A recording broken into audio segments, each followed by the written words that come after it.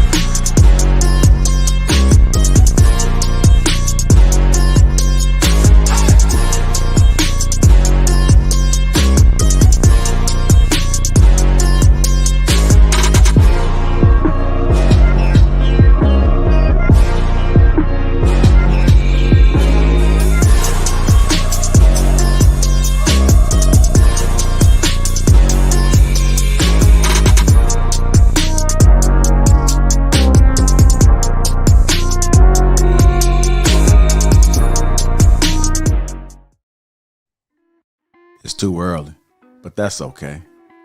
My gym workout was phenomenal. Before I went home, I decided to stop over at my mother's house. I haven't seen my mother in 2 months. I know she's going to be very surprised to see me. I can't wait.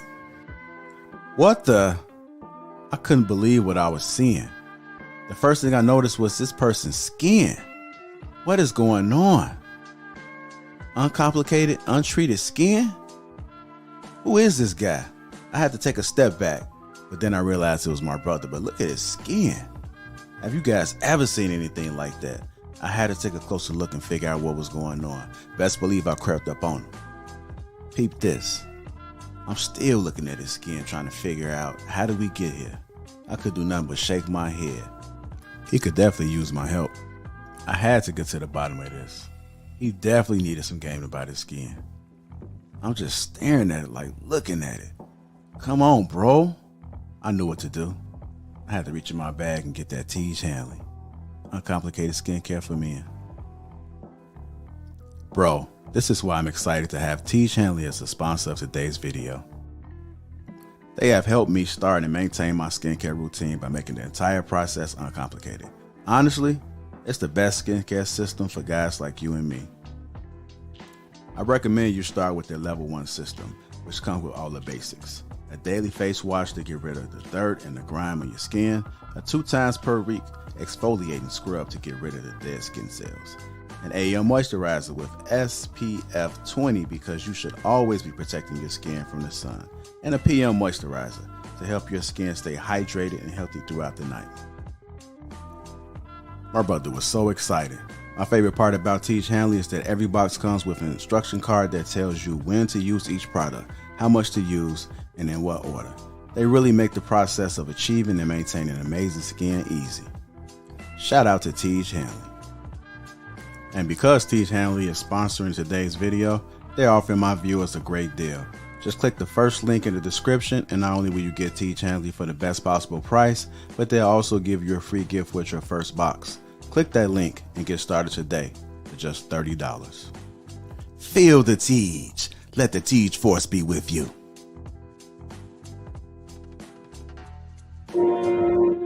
Let's go time.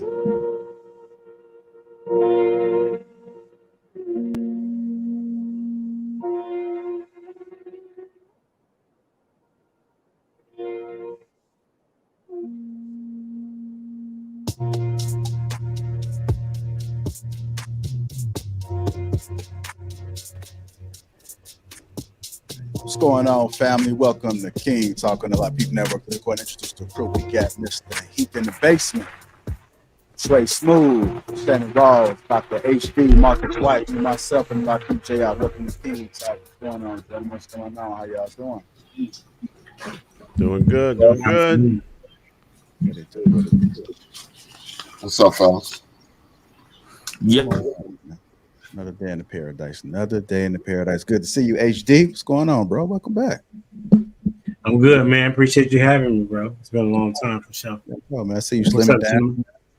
You said I slimmed down? You can tell? Yeah, I can tell, man. I appreciate that. Yeah, man. What's Shannon got going on? Gonna be looping. What's going on, chat? How y'all doing? Sweeney, brother, good to see you in the chat. Shout out to all the Green Gang. Want to become part of Green Gang? Go ahead and click that link that's in the description. Shout out to the sponsor, Tej Hanley, a complicated skincare for men.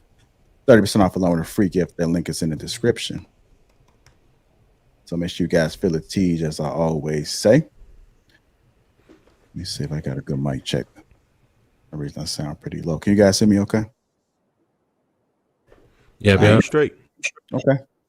The beer line has dropped as well. Assured Men. That link is pinned to the top of the chat. Go ahead and click that link so that you can get your beer game right. Go ahead and click that. So this is going to be a special show today. This is a very important show. I like the topic. I really do like the topic. Topic is, why is Savannah James the trophy wife? A lot of times we often hear when people make references, and I know you guys heard it, but whenever they make a reference, they always bring up Savannah James, clearly because she's in the spotlight. I'm not saying that she's better than anybody else's wife, but because she's in the spotlight, we're going to go ahead and highlight that. Her name was brought up by two gentlemen. But before we do, I do want to kind of set a tone a little bit as far as getting you guys' thoughts as we build up to it.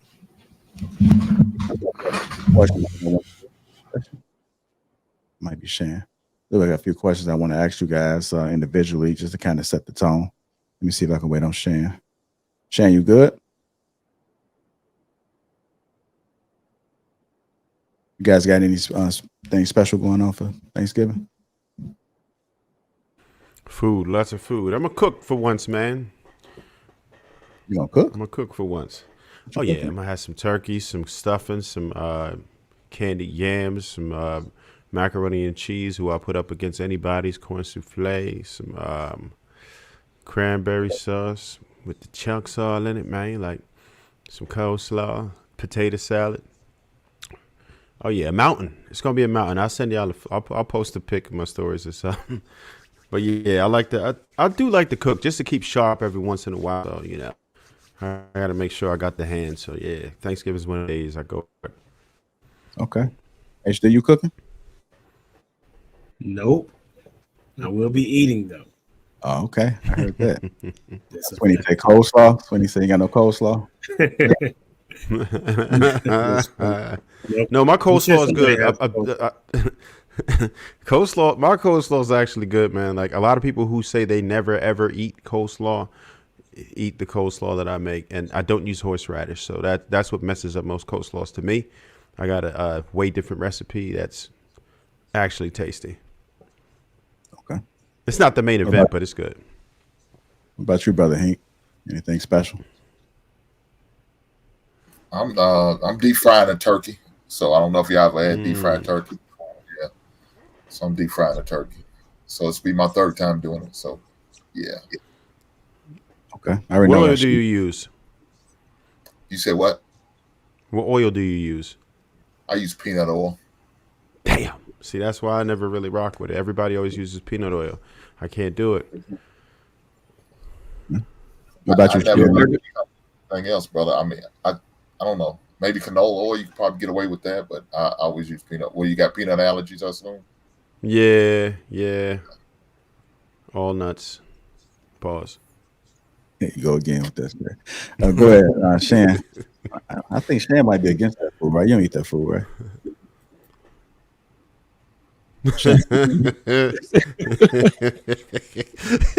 Shannon on another show, man.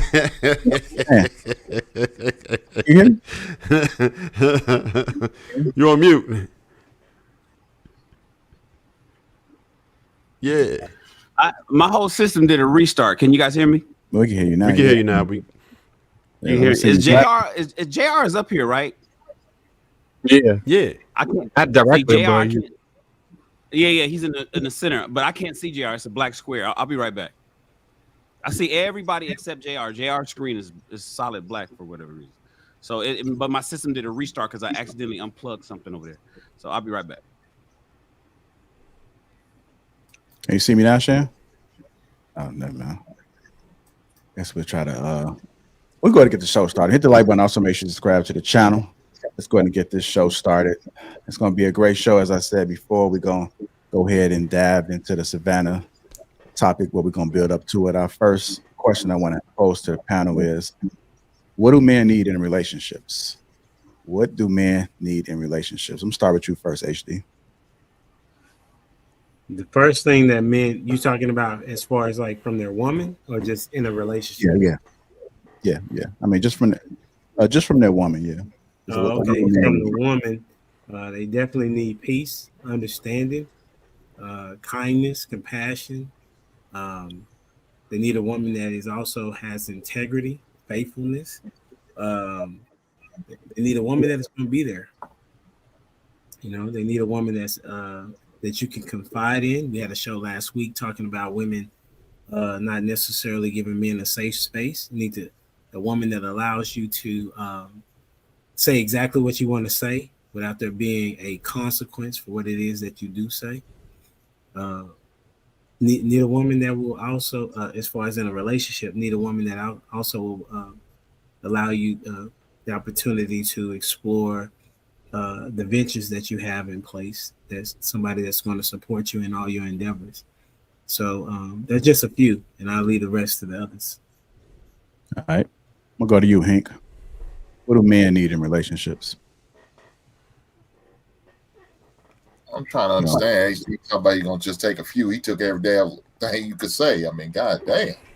But let me say the one thing he didn't say. I didn't, at least I didn't hear, and that's the respect. So I'm not gonna take no more because I don't want to be whorish like HD and hold all the comments. Did you say whorish, bro? I meant to say hoarding all the comments. My bad, HD.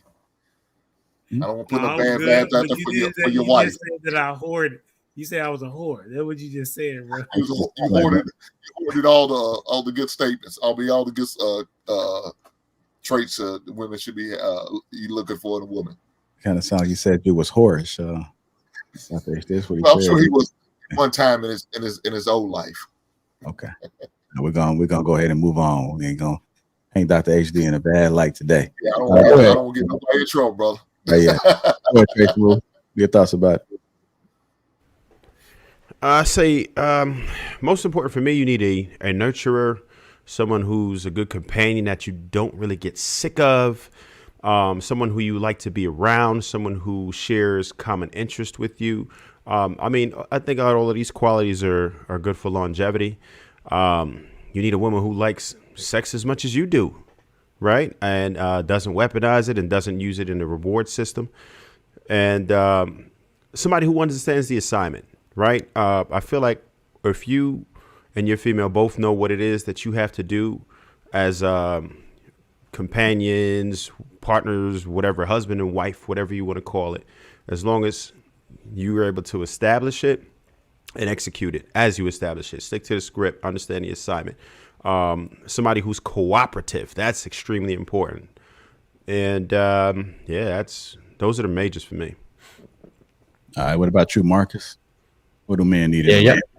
Y'all listed pretty much everything. HD, Hank, and Trev. I think it's the only thing left. But listen, somebody that could listen and execute like he said. But it's really dependent on the man though, because what I may desire or want for me to specifically work might be completely polar opposite for somebody else. But I think the baselines that we all hit was perfect. I think once you go into specificity, it's tailored to that individual man. There's some men who really like loud and boisterous women, like it turns them on. They really attracted to that. Me, I prefer more of a I wouldn't say just quiet, but energy that exudes from them that's calming, right? And I don't think you really get that with loud and boisterous. So yeah, so a calming energy, I'll say. I'm not sure. Has anybody said understanding yet? I think HD said it. No, just understanding. You did actually?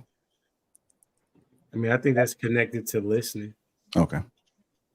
Well, I don't know. I mean, somebody can listen all day, but if they don't understand what you're saying, then it's not going to really make sense to them. So I think there's a difference between hearing and listening. Hearing it, yeah. You understand. Okay. All right, Doc. But check me. Okay. Go ahead, Shan. What was there a video to go with this, or just want me? What do men need in relationships? What do men need in relationships? Oh man, not a lot, not too much.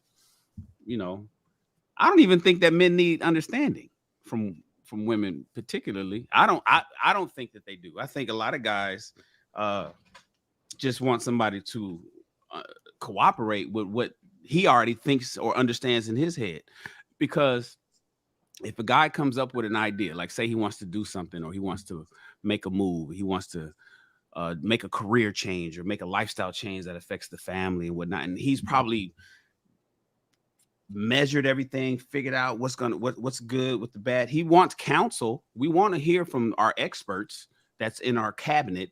You know, what do you think about this, and how can this affect? What do you think about this, and how can this affect? But to have everybody understand him, or to have your wife your girl understand you, I don't really need that. I don't need anybody to really understand me. I want more information so I can process everything, and so that I can understand what's actually going on. But this goes back to the whole how do you pick the right woman? When we asked that question a while back, is she here? What do I need in a relationship? I want a woman that will, where my life got easier as a result of her presence. As a result of her being in my life, what do I need in a relationship? As a result of a woman being in my life, did my life get easier? Not her life. See, I already know her life is going to get easier. I know my kids' life is going to get easier. I know everybody, we know what we do for other people, but did my life get easier? Did my life increase? Did my socioeconomic status increase as a result of her being around me? That's what I need in a relationship. That's what I need in a woman. I would just, let me remove relationship and like to replace the question with woman. What do I need in a woman? Did things get better for me because you're here? And if things got better for me because you're here, then you could stay for the rest of my life. All right, that takes me into my next question, which Shannon transition to it. What qualities do you look for in a woman before determining if she's qualified to be a wife? Yeah. Let me wrap it up. Then that's it. What are the remember the 5 things that I said that you need to have in order to. I tell women, like, women can get a man, but they have trouble keeping a man. Guys have trouble getting women, but typically don't have much trouble keeping one once they get one. And I said the first one was don't be a slut. The second is if you're a slut, stop. The third one is always tell the truth. The fourth one was speak in soft tones, and the fifth one is help him in some capacity, typically with cooking and cleaning and things like that. So I think the qualities or the things that men should look for in women, aside from the fit, feminine, friendly, faithful, and fun side, is, did you make my life easier because you're here?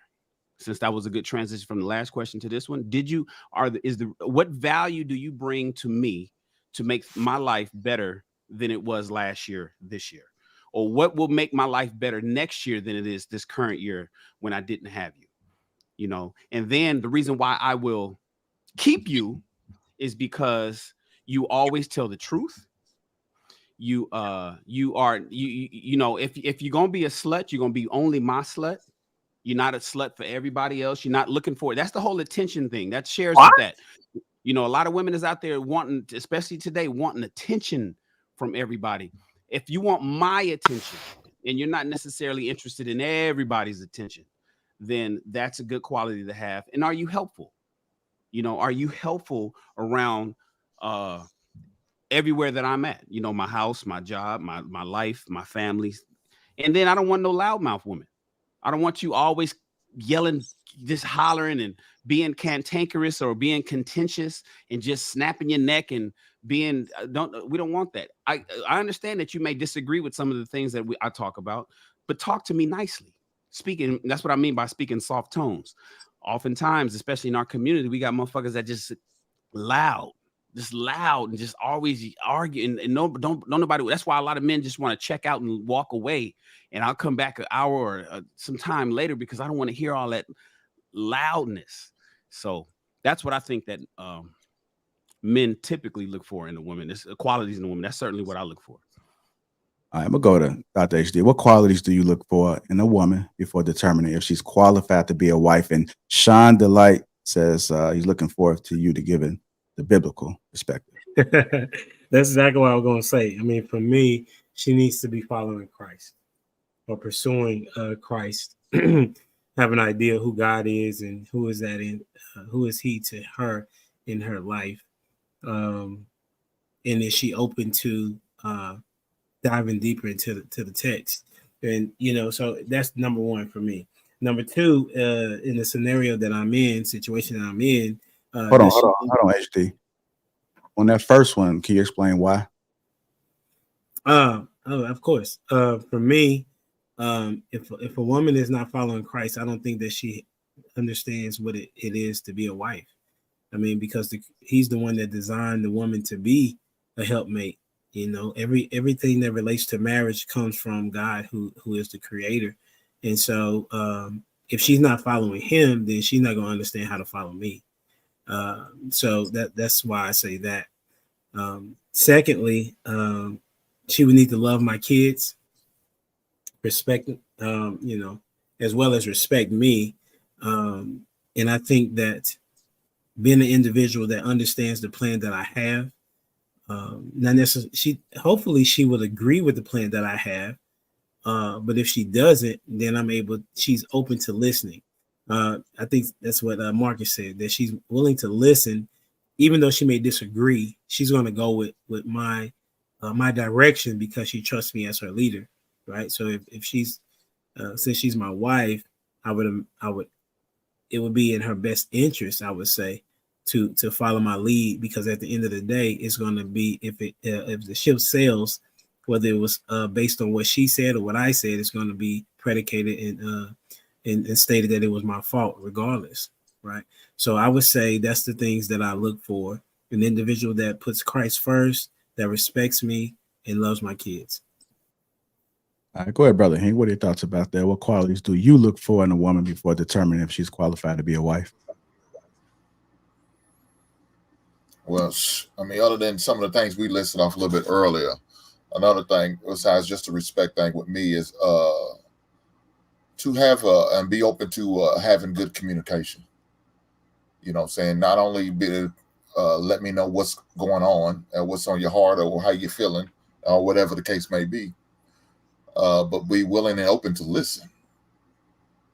We know ladies, they can talk. They can definitely communicate most times.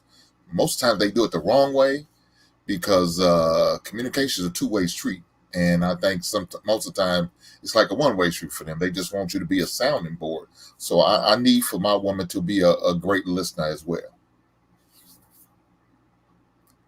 You said great listener. Are you open to feedback? Oh, for sure.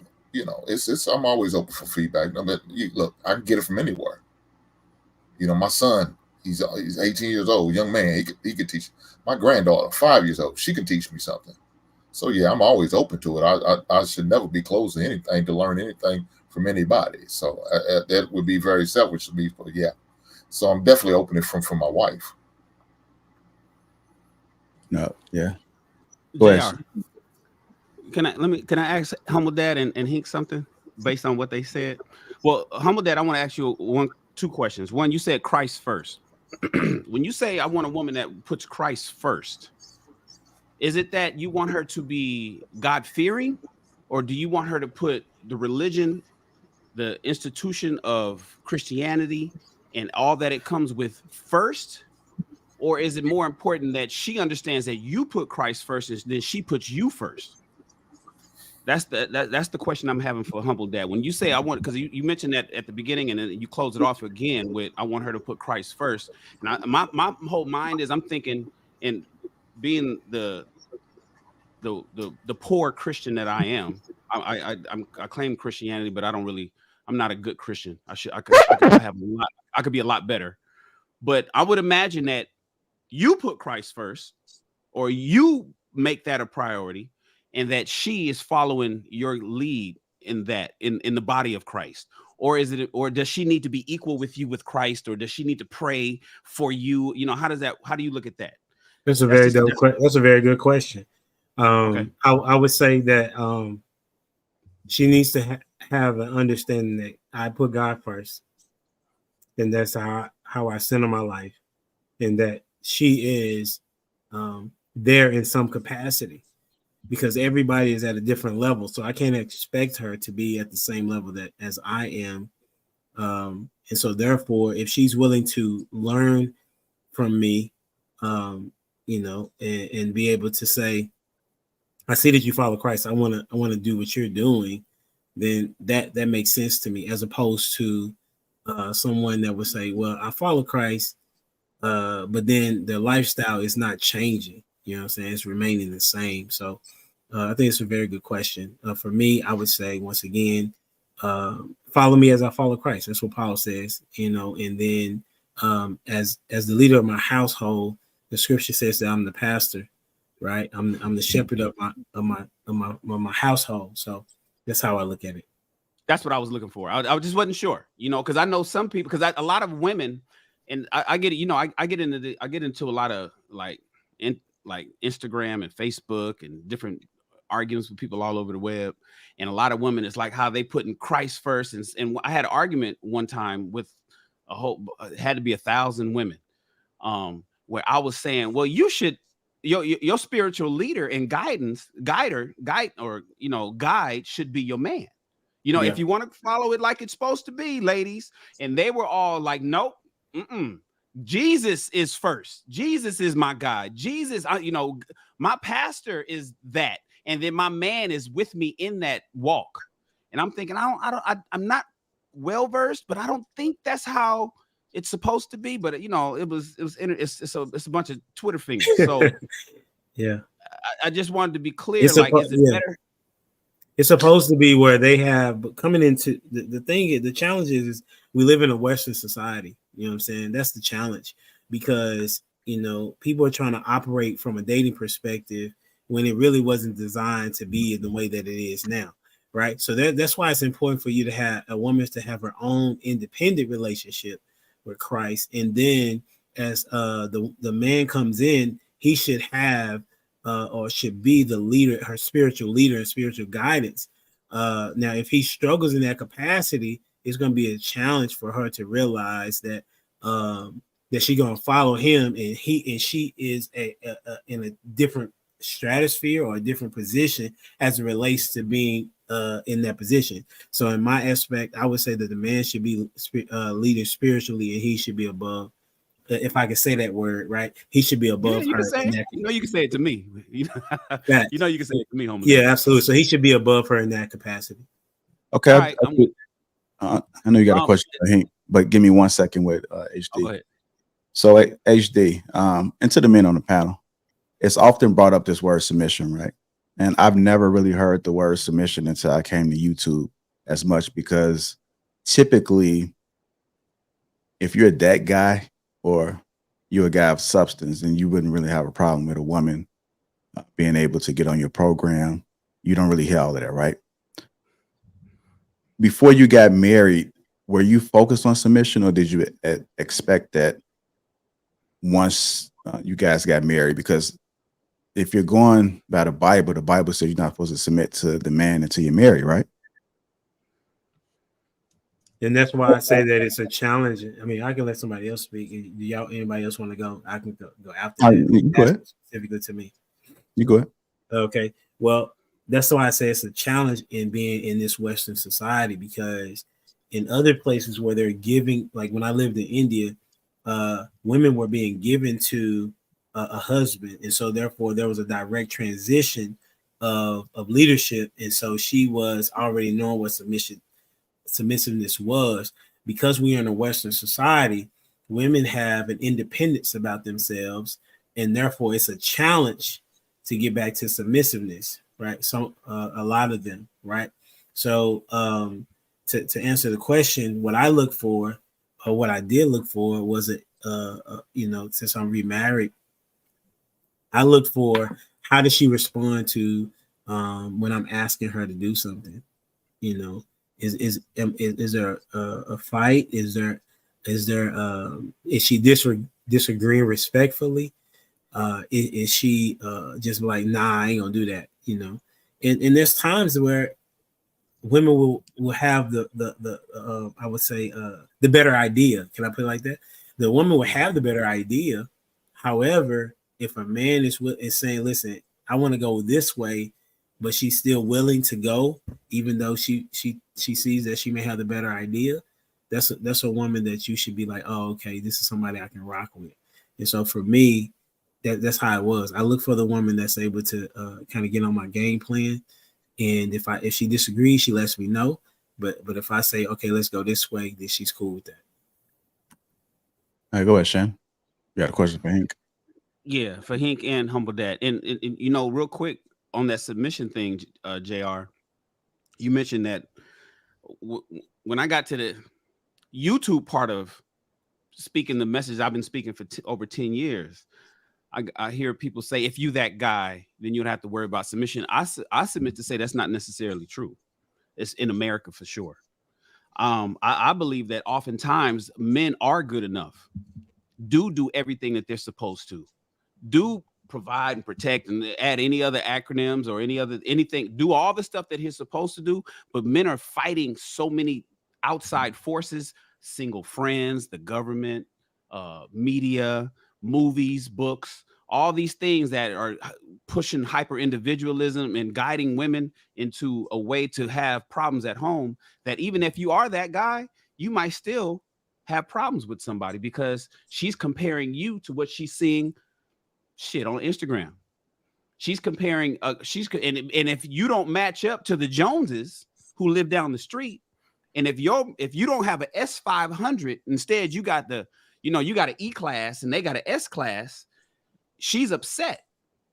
And because you're supposed to have an S class. And even though you're doing everything you're necessarily supposed to do, and you are that guy, you just decided not to get an E class because maybe you want to do something different. So I think that's more of an ego thing. And that today women can have a man that's doing everything that he's supposed to do, and still the submission thing becomes problematic for him.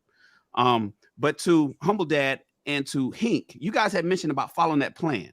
And then Humble Dad asked Hink, he said, are you I think it was somebody asked Hink, he said, are you willing to listen to somebody's ideas? And Hink was like, yes, of course, I'm not above reproach. I'm gonna listen to anybody that comes with some good ideas. But here's the thing, Humble Dad and Hink, you guys said follow your plan. My question to you was, what if she doesn't want to follow? What if she hears your plan and doesn't like it? What happens when a woman hears your plan, here's your program, here's what you want to do, here's your 5-year goal for the family, and this is what we're gonna do, and this is how we're gonna do it, and I've already laid it all out, and she doesn't necessarily think that's the best idea. She comes with you maybe with a counter idea, and you don't like her idea, then what? Like, what is happens it before when marriage or after marriage?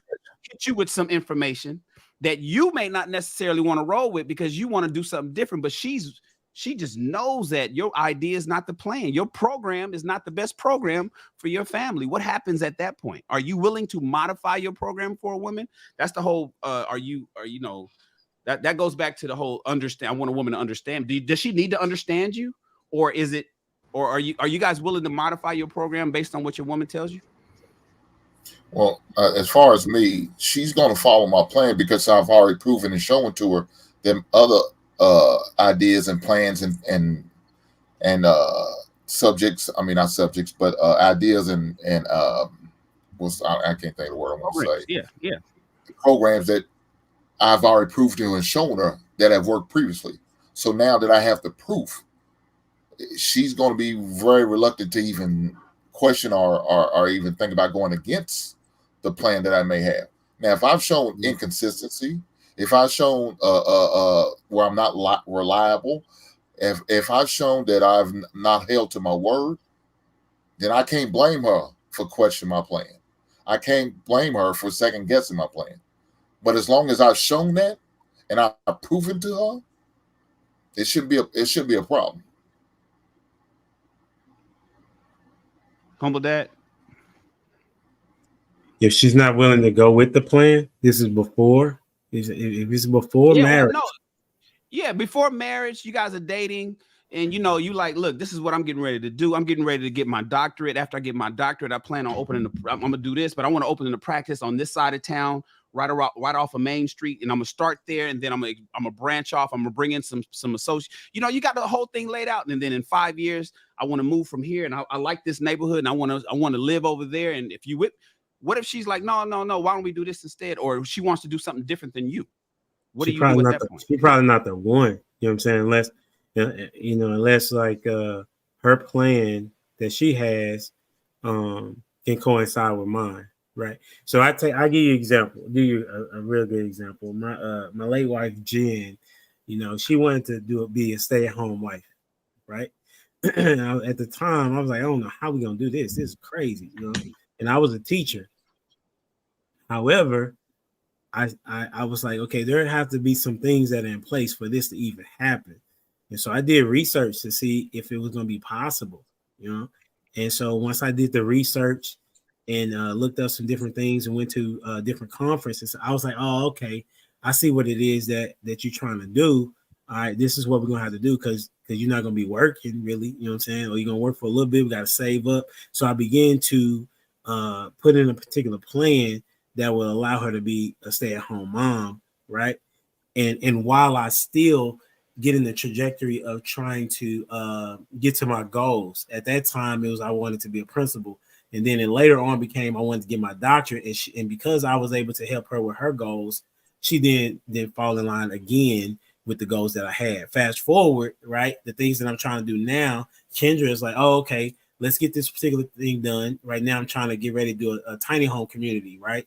And she's like, oh, okay, well, why don't you do this, right? As at the same time, she's building, we are together, putting together a makeup school. We have a makeup school. She already had it, right? So now I'm like, okay, how can I incorporate your makeup school at the same time while I'm trying to build a tiny home community? Because she see if she was to like, nah, that ain't gonna happen, we would have problems. Like we would have talked about that in the beginning. You feel me? But we talked about that at the beginning, and she saw that what I was trying to do was not going to hinder her from what she's trying to do, right? Because I can see that if I help her with her plan, that it'll probably provide us more resources to get me to my plan, right? You think so? Yeah. Because the makeup school makes money. Hold on, Shannon. You hold that thought because he's transitioning into the next topic. Let me get Marcus and Trev in. Hank, did you answer this question already? Yeah, he answered it first. Okay. All right. Okay, let me go ahead and go to Marcus. We go to Trev. What qualities do you look for in a woman before determining if she's qualified to be a wife? First, I agree with most of the points that the brothers made earlier. Can you hear me? Is it fine? Microphone. All right.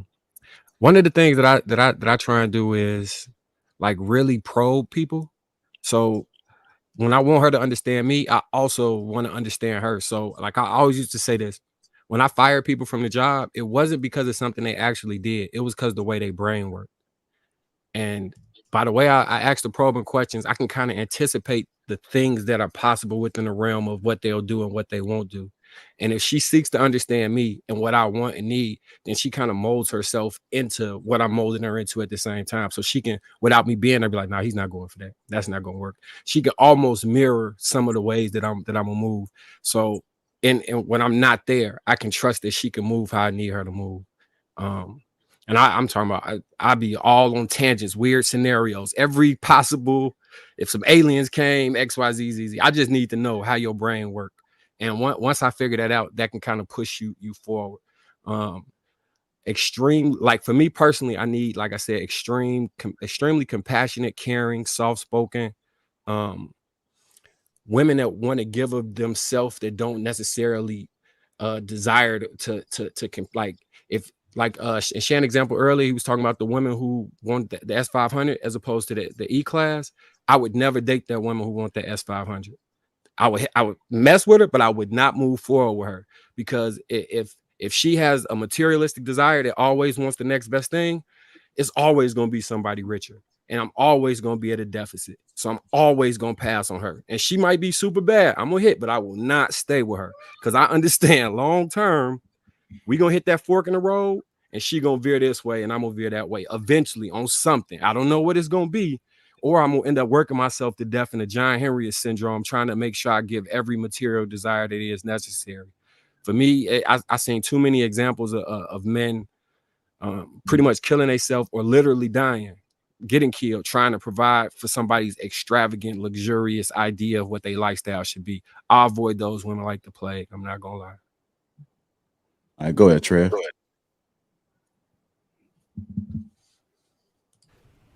Yeah, so firstly, I like Shannon's point about the woman being a net positive, right? Because as men, we're going to make several sacrifices, right? We are willing to give our lives if it would save yours, right? We're willing to protect you no matter what. We are willing to provide for you no matter what. There's times where we will work and then work some more just because we want our family to be straight. We want our wives to be at ease, right? You want them to have peace of mind because, you know, it's a sacrifice because it's a lot easier for us to just be out here single, killing it for a while, and you know, we're gonna have a lot more money in our pockets, right? And do a lot more fun things. But you know, we care more about a legacy. We want family, and it's a choice we make, right? And it's a sacrifice in ways, right?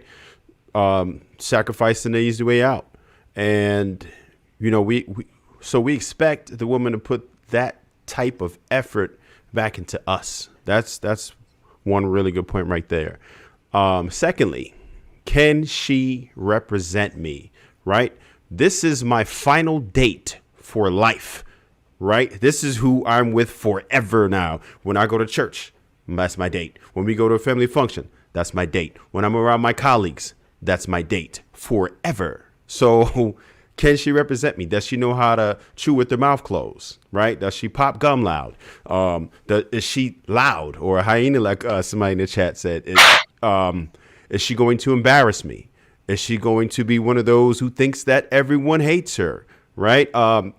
There's so many things that can go wrong if she doesn't know how to represent you. So you have to consider the fact that, or is she going to wear that dress that's going to make people like, oh, word? Like, do you need that? Does she know how to have that balance, right? Of looking good without just being sexy, without being over sexual, right? So that's another part. Is she going to be a good mother, right? Because I can only control but so much. There are many duties that are important for me as a father, and I feel like the mother as a nurturer is equally important, right? There's certain things that you can only get from a mother's love as well. Is she going to be a good one? Is she going to neglect them, right? Are they going to be able to learn from her? That's another thing. And lastly, I'd like to say, can she think for me? And this just boils down to consideration in a nutshell, right? Is she considerate? People who are considerate try to think for you, right? They want to make your life easier, just like I want to make your life easier. So are you going to have it in you? Because, all right, so just for instance, right? Women know how to exert energy into the wrong things sometimes, right? You can see how women become private eyes and go through your browser history and find out a whole bunch of stuff if they think you're cheating, right? What if you took that same energy proactively instead of reactively and said, you know what? Let me go through homie browser history so I can find out what he really loves. So let me find out what he really likes. Let me go ahead and see what it is that I can do for him. I know that he wanted these J's, or I know that he needed a tool for this, or I know he likes cars. I'm about to go get him those rims, those Toyo tires that I know he wanted. Like, can you research and take that private eye energy into finding out what it is that I like as a man, that I enjoy as a man? Can you think for me in that way? And that's really important. You want somebody who's going to be able to provide in that way, right? Or can she see that there is a need that you have and fulfill it without you asking, without you requesting? I'll let it there. All right. We're going to go ahead and transition. There has been a lot of discussion about women that often say they want to be a stay-at-home wife. So I do want to bring this discussion of stay-at-home wife versus stay-at-home mom. Is it necessary for there to be a stay-at-home wife? Is there enough work that a wife can do that she needs to do inside the house, or should she be doing something else? Should she be working the business? Should she be, what if that guy doesn't trust her to be able to handle, but I guess he probably shouldn't be married to if you don't trust her to be able to handle the day-to-day tasks, right?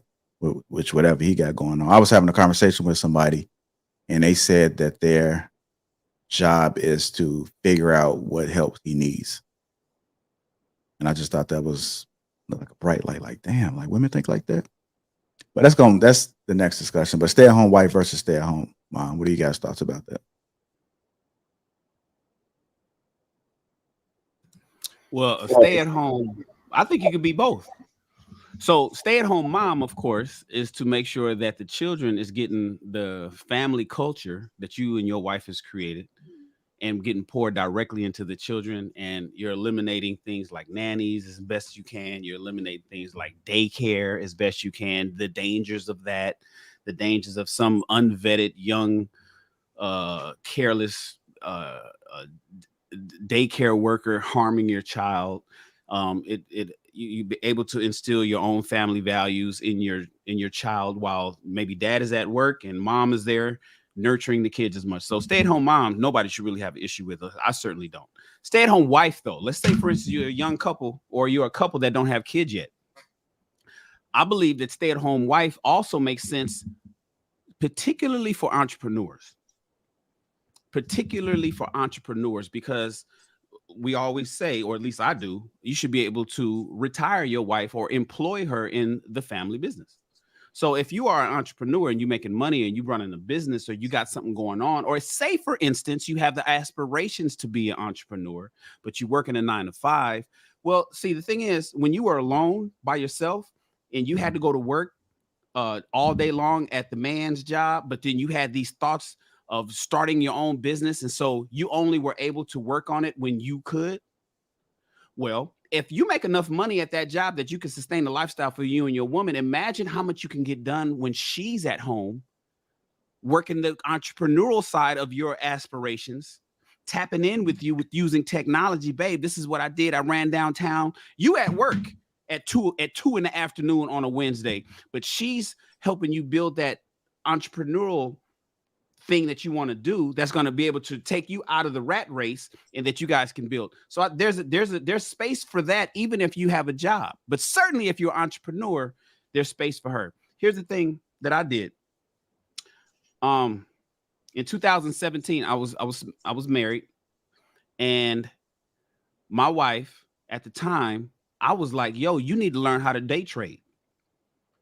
We were doing fashion, and fashion was doing well, and I was going downtown to our store and running that and had the employee. That was all on lock. My wife, she was a model, so she would model our clothes.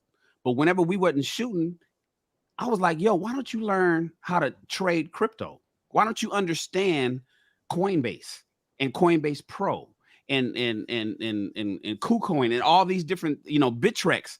And she became a master at trading. And I would throw her some money. I'd be like, yo, every day, here's $1,000, just trade that. And if at the end of the day, whatever you learn, she went to YouTube school, learn how to trade. And I said, listen, if we start with 1,000 and at the end of the day, you end up with 500, figure out how you can work that better. If you start the day with 1,000 and you ended up day trading and you ended up at 1,500 by the end of the day, you just made $500 in one day. And so that's being a stay-at-home wife. That could be a stay-at-home wife as well. If you've given her the opportunity to delve into something that can make sense for your family, like Humble Dad is talking about starting the tiny homes stuff. If Humble Dad's career is doing well enough that he could sustain his family, and his wife can concentrate on building that makeup school and finding out the land development and the contractors and the suppliers and the permits and all the stuff that's necessary to get the tiny homes thing going for their first plot of tiny homes. And we're going to do 24 different tiny homes on the east side of town. She could work that stuff being a stay-at-home wife. So I think it works for both depending on who it is. But I think you had mentioned that somebody said it was crazy to be a stay-at-home wife. I don't think so. It just depends on how that husband is going to be able to facilitate that with his wife while she is at home. Okay. Anybody else want to chime in on a stay-at-home wife? Well, I think it's going to be depending on the income of the family, of the household, definitely. And I can totally agree with what Shannon said with entrepreneurs having a stay-at-home wife, because she can do those small things that you maybe are too busy to do and don't feel like hiring somebody to do. She can do those things. So I can definitely agree with that. But based on the average person, the average man's income, it's not feasible for him to do it. Now, as far as being if you do it because you have kids, then that's different, because now you're saving money on childcare. But I think once they get school age, then I would probably recommend, your wife go back to work unless, your income makes a dramatic change where you can continue to allow her to stay home. Then that's different. But I think it's mainly going to be definitely income based on how the family's going to have to move for the most part. But like I said, if you have kids, young kids especially, I definitely recommend them to do it. But I'm also a guy who believes in homeschool. But that's a totally different subject, though. Not really. So I think it goes along the same lines. I mean, and I don't think that you need a lot of money, because I didn't have a lot of money when Jen was homeschooling. I mean, I had 2 cars. My kids were in sports and different things. I have a house. I mean, all the things that I needed, I had. We took trips and things of that nature. People just don't have enough financial education to know that they got to live below their means, and not just doing everything that they want. You know what I'm saying? So I disagree with that statement. I think at the time I probably was making, when we started, I think I may have been making 70,000. And I live in Dallas.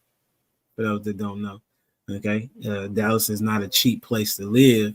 However, because I have an understanding of how to budget, I knew that I could make it happen, and I planned beforehand. So I know that it could happen because I did it, right? And so I would say that they work hand in hand, a stay-at-home wife and a stay-at-home mom, based on the man's idea of how it's going to operate, right? So if the woman is just there and the kids go to school, and let everybody else take care of the kids, then I would say she's like a stay-at-home wife. But if she's a stay-at-home mom, she's doing both. She's active in planning, and she's the administrator of the house, right? She's the administrator of the house, and she's executing whatever the husband has aligned there to be, right?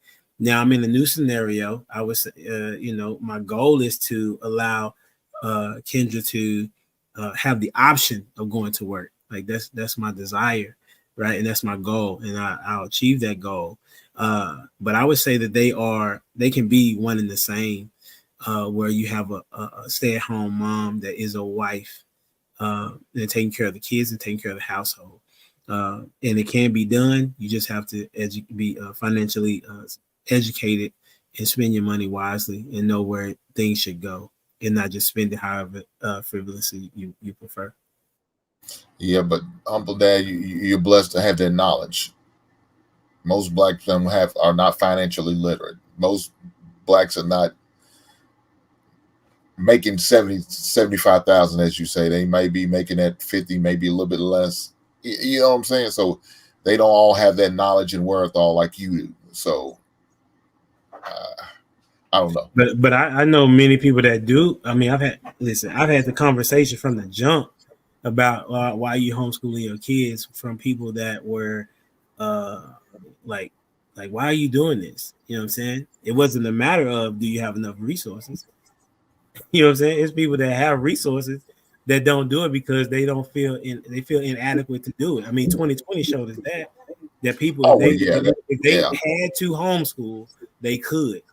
Okay, and that's different. There's a Facebook group there's a Facebook group that's called African American Single Mothers, and they homeschool their kids. But that's why I said that's what I consider something totally different in that situation. So you would definitely try to make it work in that way, but to say that everybody could do it, I don't know. No, I'm not saying everybody. That's not what I'm saying.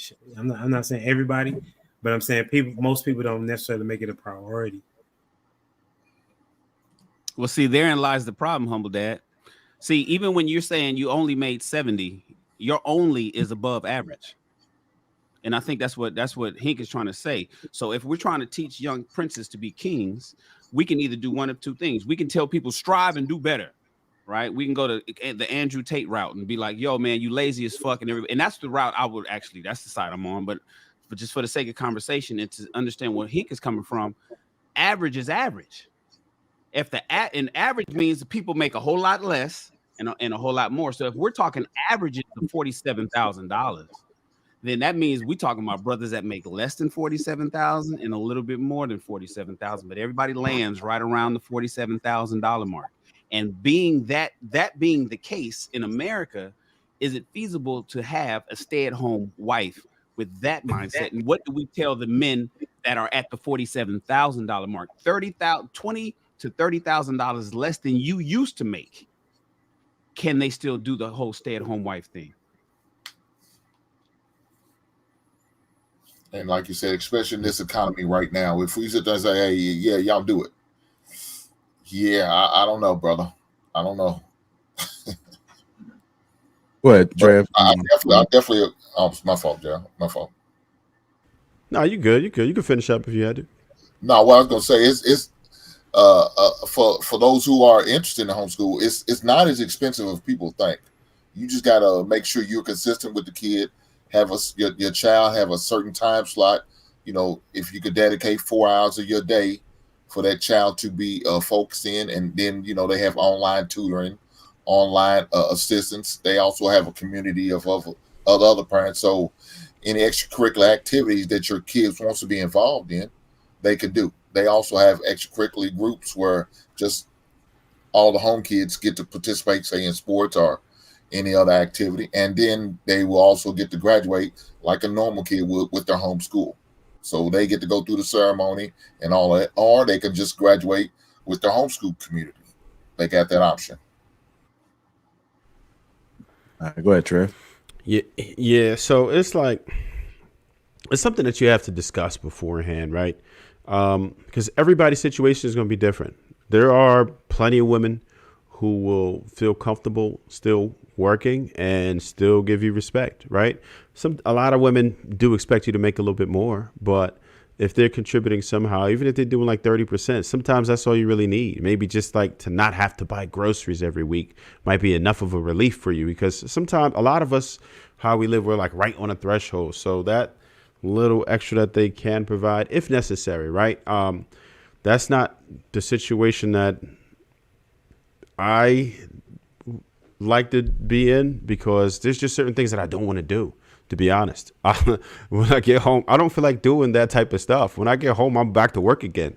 I'm doing my show, or whatever, or doing research or whatever it is, just hustling. And I could keep doing that. But when it comes to like domestic stuff, I'm not even off that. I know how to do it and do it well, but it's just something that I don't feel like doing. I feel like I could be more valuable doing something else and trying to provide more with. I feel like I can make my time more efficient if I'm not doing those things. So I feel like a wife can help you out, but there are some times where it's just tough. If you're a wife, then it's not really necessary. If you don't have children, then that there's nothing. Like, I remember before we had kids, all we had to do was dust.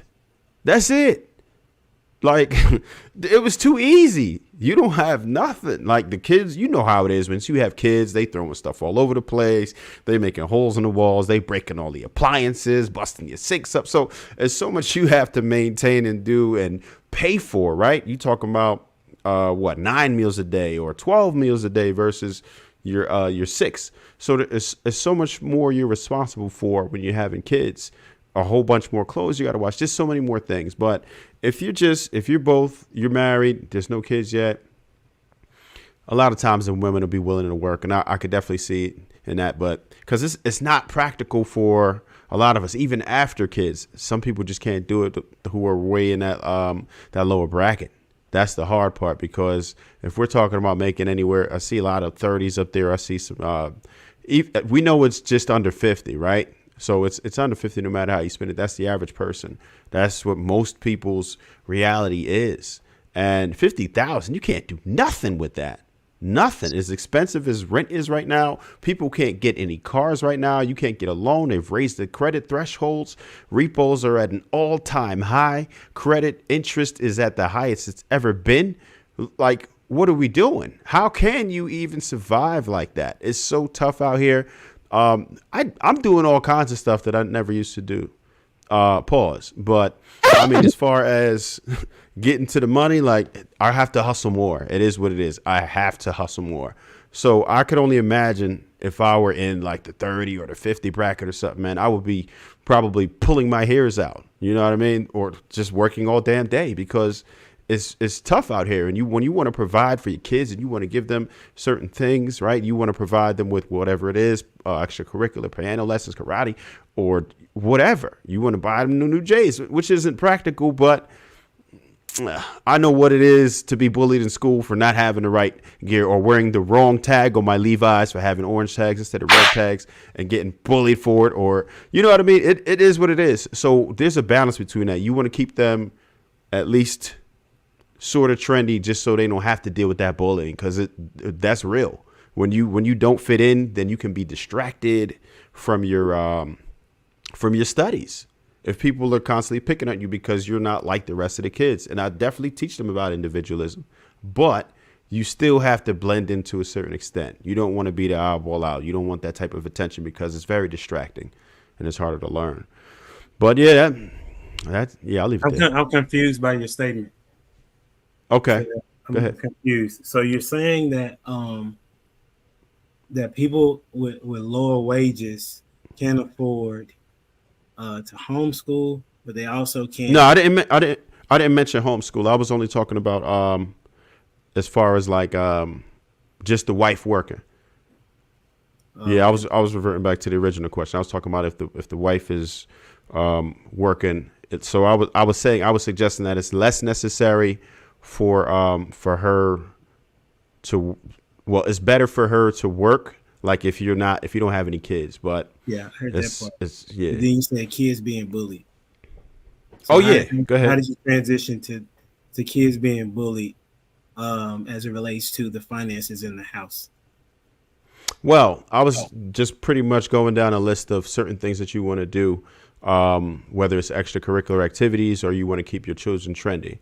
And I kind of segued into why you may want to keep your children trendy, because I don't believe in spending a bunch of money on stupid stuff, but you still have to keep them a certain way just to avoid that, right? This is certain things that I've experienced. And, you know, when you're taking care of your family, you want to, you're concerned about your kids, and it's a reality. Kids do bully you. And a lot of it comes from fashion, because maybe you don't have the right gear a lot of times. You want to make sure they're groomed when they go to school. You want to make sure that they have at least clothes that look fresh, that are nice. And it's expensive. But wouldn't that be more of a case in point to homeschool? I don't really like, it's not for me. I don't down it if someone homeschools, but I think socially, I like the opportunities that they have as far as extracurricular activities and different things just from school, because you can get it all in one place. And I think it's better for children, in my opinion. Like I said, I wouldn't down anyone else's. It's just we going with feelings. We're not going with no facts. Well, listen, socially for me, I've seen products of children who were homeschooled and some who weren't. And my preference is for my children to be socializing with most of the kids. Do you this is the thing that I know that people don't know, especially Black people, that socialization comes from their parents. You teach your kid how to act in school. I don't, and being a teacher, a former teacher, a current teacher, that I coach teachers, right? And also being an individual that had a homeschool family. Parents don't have a clue what they're talking about when they talk about homeschooling. They just go based on what they feel, not based on any particular truth, right? Because socialization stems from you teaching your kid. Public school, homeschool has been around longer than public school. Did you know that? Yep. But okay. Still, so what my point was, so centuries, kids have been homeschooled, and it has been implemented and designed. Public school has been designed to create workers. So you're saying you're sending your kid to go to a place that's not even productive for them. And It depends. I'm speaking from, no, it's It not depends. dependent. It's not dependent. Okay. It is better to get independent work, right? So Shannon's a boss. So if Shannon spends a day with an employee, right, it's going to be better, or Hank coaching his son in basketball, it's going to be better for his son to be coached by him independently than as a coach having to coach a team. So, and then in homeschool, you get to go at your own pace. In public school, you got 70, depending on the school, you got 75 minutes. Most teachers only get about 55 minutes to actually teach a course or a concept, because other students in the classroom are having behavior issues, right? Or they're not understanding quick enough to move forward. So in actuality, when you send your kid to a public school, you're doing them a disservice, actually, right? And people such as yourself, because you haven't done the research, you have a fear that your kid, what it is that you would prefer to blame the public school than hold yourself accountable for what your kid is learning. That's what it boils down to. Because I was in the position, because I was in that position of like, my kids just shouldn't go to public school. It's not gonna happen. Don't make sense, right? I was on that side until I actually got into it and I studied it, and I seen that there were so many resources that it doesn't make sense. You know what I'm saying? Unless you just have to. That's different. Like if you have to, but if you have the opportunity to, you should, because it's more beneficial. And as it relates to socialization,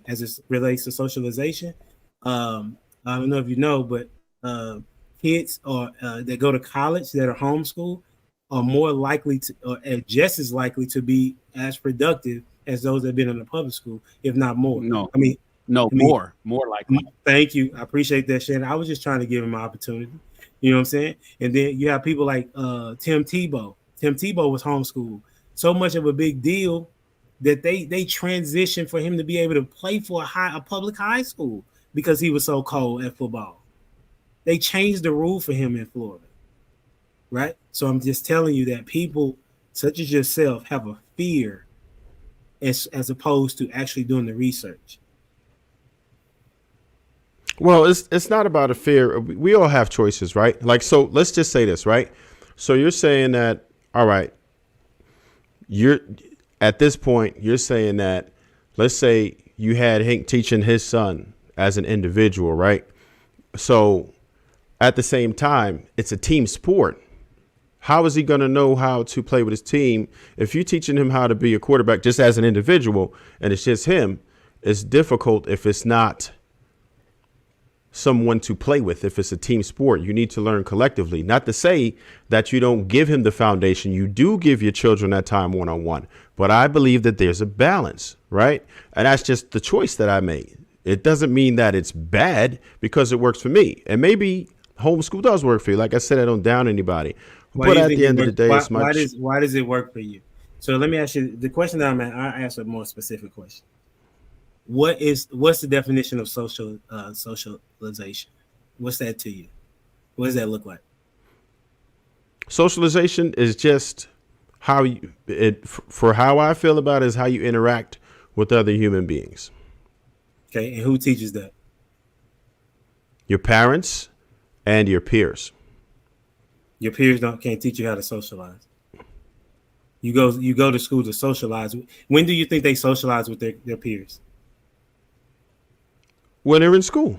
When? Recess, after school activities.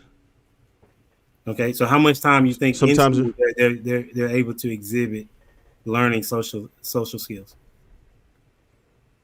Maybe about an hour and a half, 2 hours. Okay. Incorrect. Okay. Lunch is 30 minutes. Recess is 30 minutes, right? So that's an hour. And then the other time. And then now both of my children, they go to after school situations where they are socializing. So that's why I say 2 hours. If you have your children in extracurricular activities, then they'll be socializing with other children. Okay. But you learn you learn socializations from based on how you are as a parent.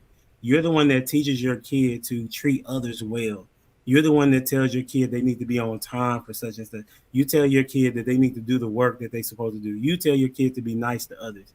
You are the teacher of your kids as it relates to socialization. And I'm telling you that as a teacher, right? I'm communicating to you from a person that's in the classroom on a regular basis. The kids that have a hard time in class are the ones that parents are not teaching them how to socialize in class. So yeah. I'm telling you that you have decided to push your kids off to be taught to somebody else, as opposed to you being the first teacher. That's what I'm saying. Trev, just let me interject real quick. Trev, I used to feel the same way as you when it came, because I got two sons. I got an 8-year-old and a 5-year-old, and I was like, well, I wonder if homeschooling is good. Nah, they're gonna be cramped in, and they're gonna turn into cornballs. They're gonna be introverts, and they ain't gonna want to play. They're gonna want to not deal with other kids. They need to go. And then I started doing research. I found out that they've studied this. Homeschool children generally have better social skills than children that go to traditional schools. And I was blown away. And the reason why is because a lot of people they conflate private school versus public school with homeschool versus public school. Now, you have an argument between private school and public school, because typically in private school, you got a lot of uppity, snotty, entitled kids. Whereas in public school, the mentality of the kids that they're around gives them better skills that will translate better in the world, right? But at home school, the reason why they said it is because kids typically have the opportunity to interact with people of all ages, backgrounds, and different interests when you're homeschooled versus being in public school. It was wild to me too, Trev. But the reality is homeschool children typically turn out better socially. I'm talking the way they interact with people, talking to people, hollering at girls,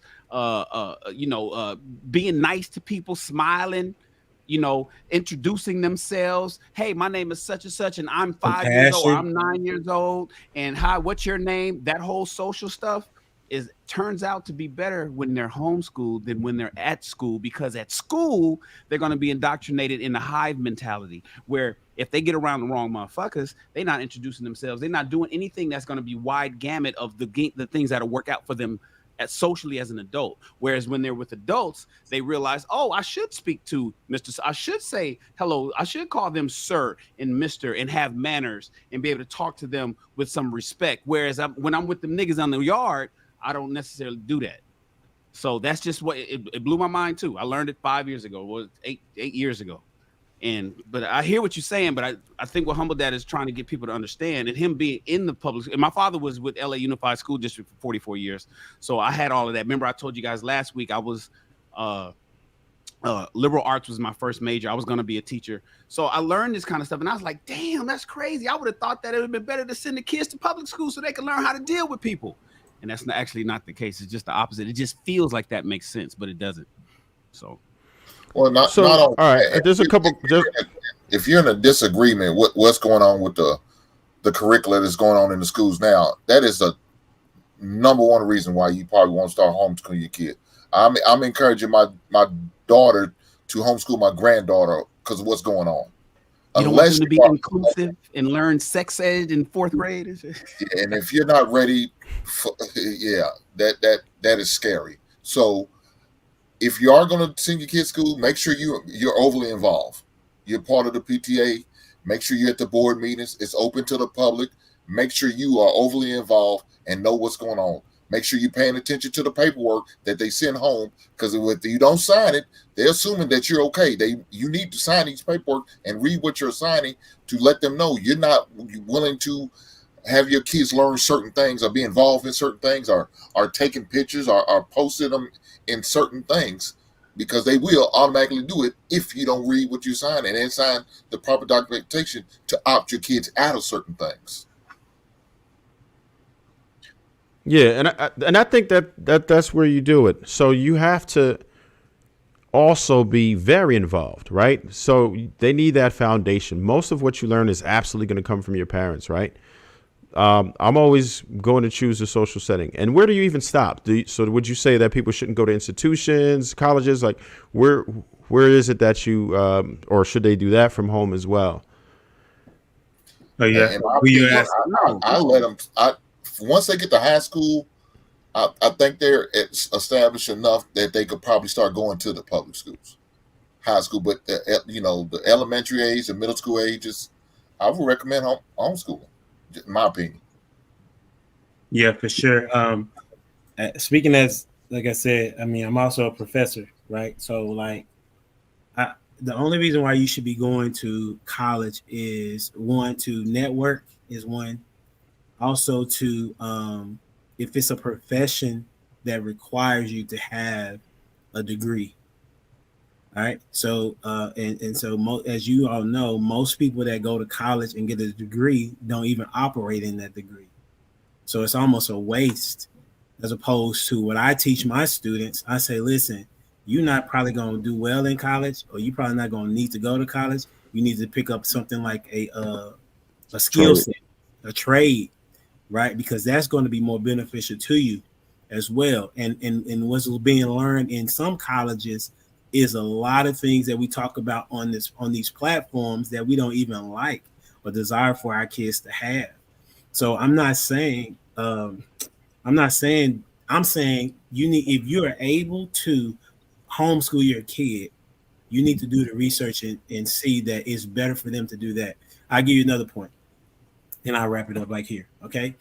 A lot of teachers have to pass students. Did you know that? Say it again.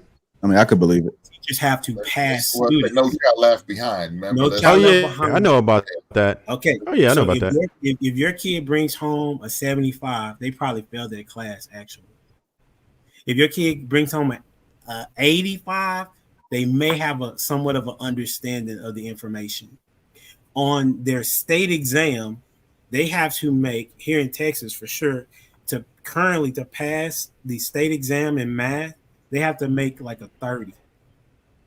Okay. And there are students that are not passing the state exam and they still pass them to the next grade.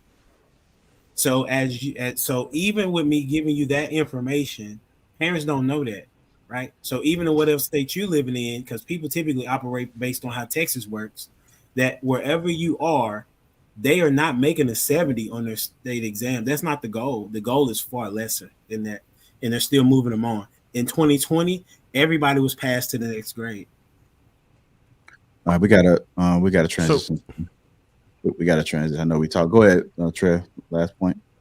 No, real quick. I was just going to say in New Jersey, how they do it is it's left up to the parent's discretion. So they will recommend retention, but the parent has to accept it. Otherwise, then they'll just pass them. JR. Yeah. Let me throw one thing out because Trev asked the question. He basically was saying, well, when do we stop? When do you stay home for all your life? You know, okay, so homeschooling is good for the kids, but at what point do people go out? And that's where, so you guys hear the frontal lobe. We all know, we hear it, but a lot of people don't know. The frontal lobe isn't developed until you're 25, and for men, it's usually around age 27. But a lot of people don't even know what the frontal lobe in the brain actually does. For those that don't know what the frontal lobe is for, it's for verbally expressing yourself. The frontal lobe is in the brain. The frontal lobe that's not developed until usually after you graduate college is responsible for managing higher level functions, but it's also the frontal lobe, a key component into your social skills. Your frontal lobe helps you understand and how you control and speak to people and gives you the confidence in your behavior and how you interact with others.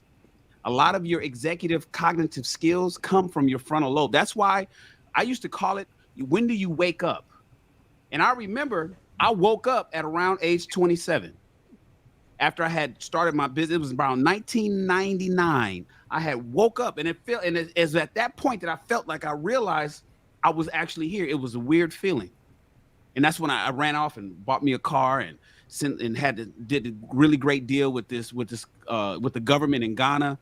Things was great. But before that, it was just partying and having fun. And some of you brothers, JR and Hink, some of you brothers probably remember when you quote unquote woke up, but that's when your frontal lobe was actually fully developed at that point. And some of the people in the chat and watching this show realize that's older than 30, realize when they actually quote unquote woke up. So no, Trev, you don't stay home all your life. But once you get out of your adolescent ages and you start to realize who you are and how the world works, and that you're actually here and that you're able to express yourself properly, and your frontal lobe is actually, the synapses are firing off. That's when you go out into the world and you apply all the things that you learned when you were an adolescent. So no, you don't stay home all the time, but you employ your frontal lobe that's getting developed or it just has been developed. That's one for that. Man, that was a great dialogue. I think people got to understand that it's not easy being a parent. I know it's easy to make kids, but it's not easy being a parent. And the earlier you can start putting things in place, like the better. And I've been guilty of it, right? Because that's what I was saying. Our parents just send us to school and they don't know what's going on. They don't know what we're learning. And when we get home, they don't feel like looking over the work. They don't feel like doing nothing. They still trying to relive their 20s and 30s as adults. So it takes a lot of sacrifice to be a parent. And the more information we get out here as we navigate through the world, it starts to make sense. I wish I would have knew what I knew now back then, because I could have done a lot of things better as a parent. I think what Humble Dad is saying makes sense. If we really listen, we have full control over like what our child takes in, how they're socializing, the manners, everything. Because when we send our kids away, they're being shaped to be something. They're being turned out because their minds are weak. They're being going to college, being slutted out because the foundation wasn't set in place. They don't know no better. But it's a balance, like you said, Trev, because even in the house, you got to kind of learn your kid, and you can't be too tight on them, but you can't be too loose either. So when you send them out there, sometimes you got to be 2 steps or 3 steps behind them. When my daughter wants to go to the game, and I pull up to the game, and then now I'm looking. As soon as I see her eyes on, I just sit in the cut. I'm watching her. I want to see what's going on. I want to see who she's interacting with. I want to see what's going on. And I remember she had locked eyes with me one time, and she saw me. But I told her, even when she goes to like the water park, right? I'm going with you. I have my folding chair. As soon as our friends move, I'm moving right behind. I'm not in her face, but I'm not too far behind, because you can enjoy yourself, but I'm gonna be right there. I'm gonna be present. So I don't really leave her alone. I don't want to find out later. Like, I don't want to be, because one of the things I know we hear too often with a lot of women is that they've been touched. But you have to be involved at all times with your children. You have to know what's going on. You got to be in close and personal. And if you didn't live your life the way you're supposed to, shame on you. You don't get to do it all. When they're grown, then maybe you can try to revisit. But as those kids get older, you have to be active with those children, men and women, as much as you can. And try not to duplicate the same mistakes that your parents did. Because you may not want to admit it, but it's a lot of things that we could have done as parents. We could have done better as parents. And so I think HD and Hink might be on to something with this homeschooling stuff. And I'm gonna leave it at this. My friend daughter goes to a Christian school, and I mentioned it before, and it's a hybrid. So basically, like, they go to school for 2 days a week, and the other 3 days they are at home. So I think that's that balance that you was talking about, Trev. They need to have more of those where even if you did want to send them, they get a little bit of experience, but they spend majority of their time at home. And it's gonna take some work. A lot of people lazy. A lot of people don't want to learn how to homeschool. Just like research, you can lay down the blueprint right now on how to be successful with YouTube, and people still don't want to do the work. They still don't want to do the work. You can say, look, this is what the parents get that math. Yeah, right here. When you get this money, don't spend that. Invest it here. They still won't do it. So a lot of people are just lazy and they don't have the discipline. A lot of people are not disciplined in life in every aspect of it. So let's go ahead and keep it moving. Let me get to these super chats real quick. I got a couple of them. John Baptist, $10 super sticker. Appreciate you. What up, brother Sweeney? Podcast 199, unconditional respect. I do got one more topic I'm gonna ask you guys, and then we're gonna dive into the Savannah real quick, and we're going to get up out of here. When it comes to should a woman give up her career once she becomes a wife? And I want to paint the picture like this. So say you meet a woman, right? And she's in a career already. Is it her duty, or do you feel as though when a man comes into their life as a husband, y'all shaping up to be married, should she give up her career in order to, especially if it doesn't align with the vision of what the husband has, or should she be able to maintain her career as well? And the husband kind of supports both. Like he has his vision, he works it out, and then she already has something going on. So in order to clip her, he don't want to clip her wings, so he wants to be able to allow her to keep doing what she's doing and then support. What do you guys' thoughts about that?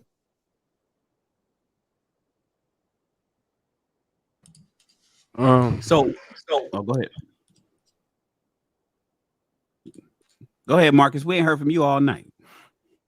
No, I've been chilling. Humble Dad, he a subject matter expert. I tend to defer to people when they know what they talk about more than me, so I'm letting him get that off. Because I typically agree with what he was saying, how I was raising my kids. But so I view it like this, right?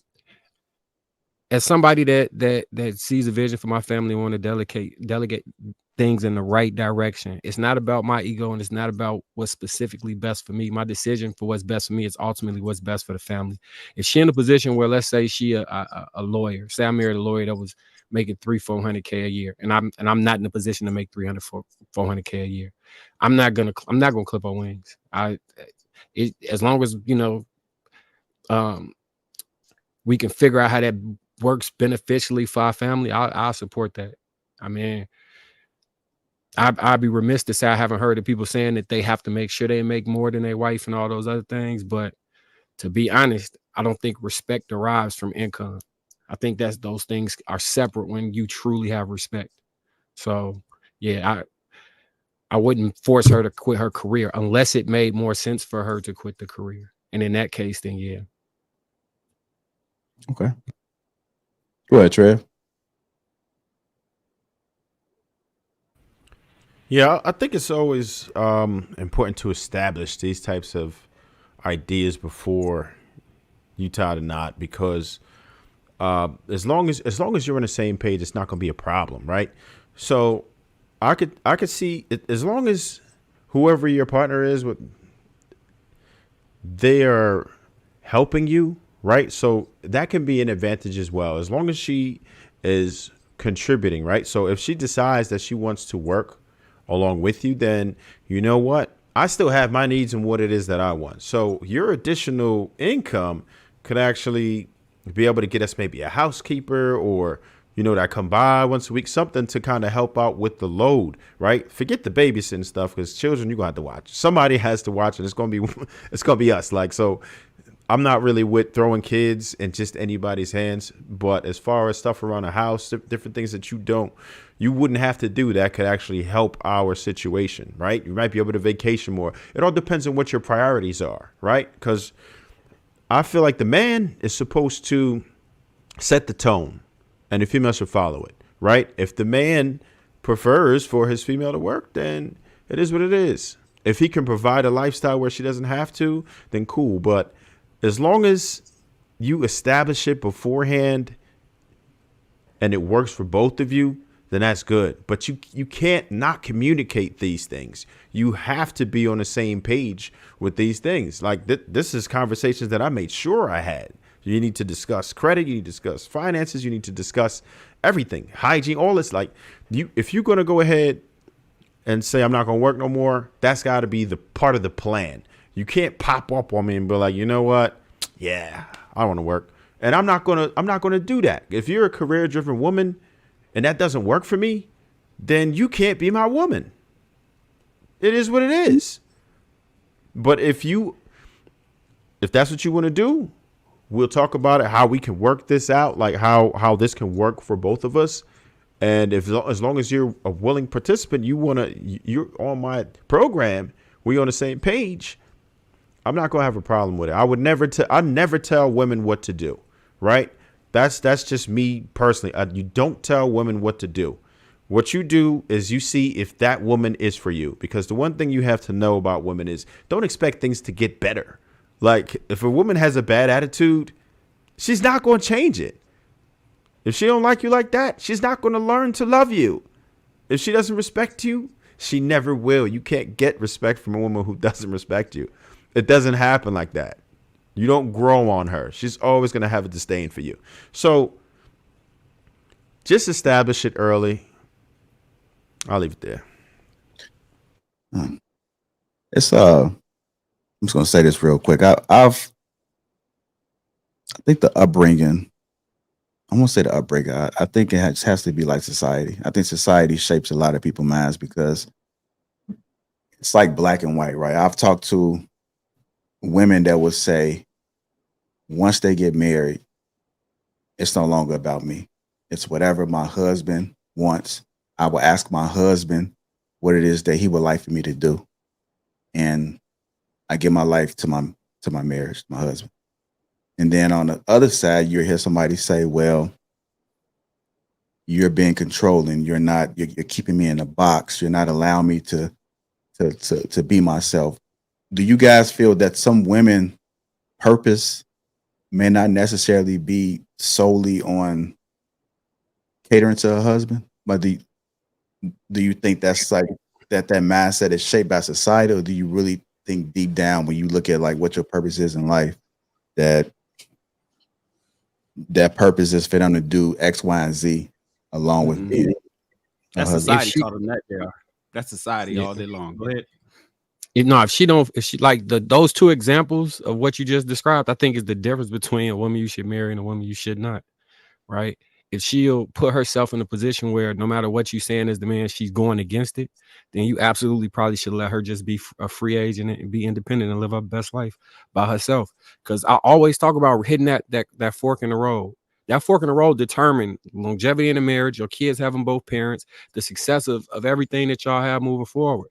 As long as you have somebody that's that independent thinking, it's never going to work. It's just not going to work. You're always going to end in divorce. You always going to end in the kids being separated and you fighting for custody or trying to co-parent and do all these things. I'm not for that. So one of the main things I want to always make sure is that my kids have their parents together. Like the only way that we should be separate is through death, right? I don't want to, yeah, I see Shad face like, yeah, that's how I feel. I don't want to have my kids have to be shipped from one place to other and feeling like they got to pick a parent and all this old extra crazy stuff. So people who have a mindset, when I was talking about, I try and think about the way people think. That question would be one of those wide gambit of questions. And when you get to something and you hear somebody answer something like that, you just got to be like, nah, this is not for me. It's not for me. This isn't going to work long term. Maybe you need to find somebody else. Because so an earlier point where we were saying that even if you're that guy, she's gonna she just might not do right. I view that a little differently. I think that guy's dependent on who that woman feels is that guy. Because for the right man, she could be making $500 million a year. If she meet a man making $500 billion a year, she'll change her plans for him, right? So to him, she would be that guy. It's very much dependent on how that person perceives the world. Now, does that negate that you're him to yourself and the general public and everybody else? No, that just means she does not view it that way. Her perception means her reality moves forward in that way. And in those situations where she'll say, my goal is this, and the third, and I'm going to go against what you're trying to say we need to do, that's somebody who perceives that you're not that person for her. Don't marry her. I think that's right, and to a certain extent, like if you're that guy, right?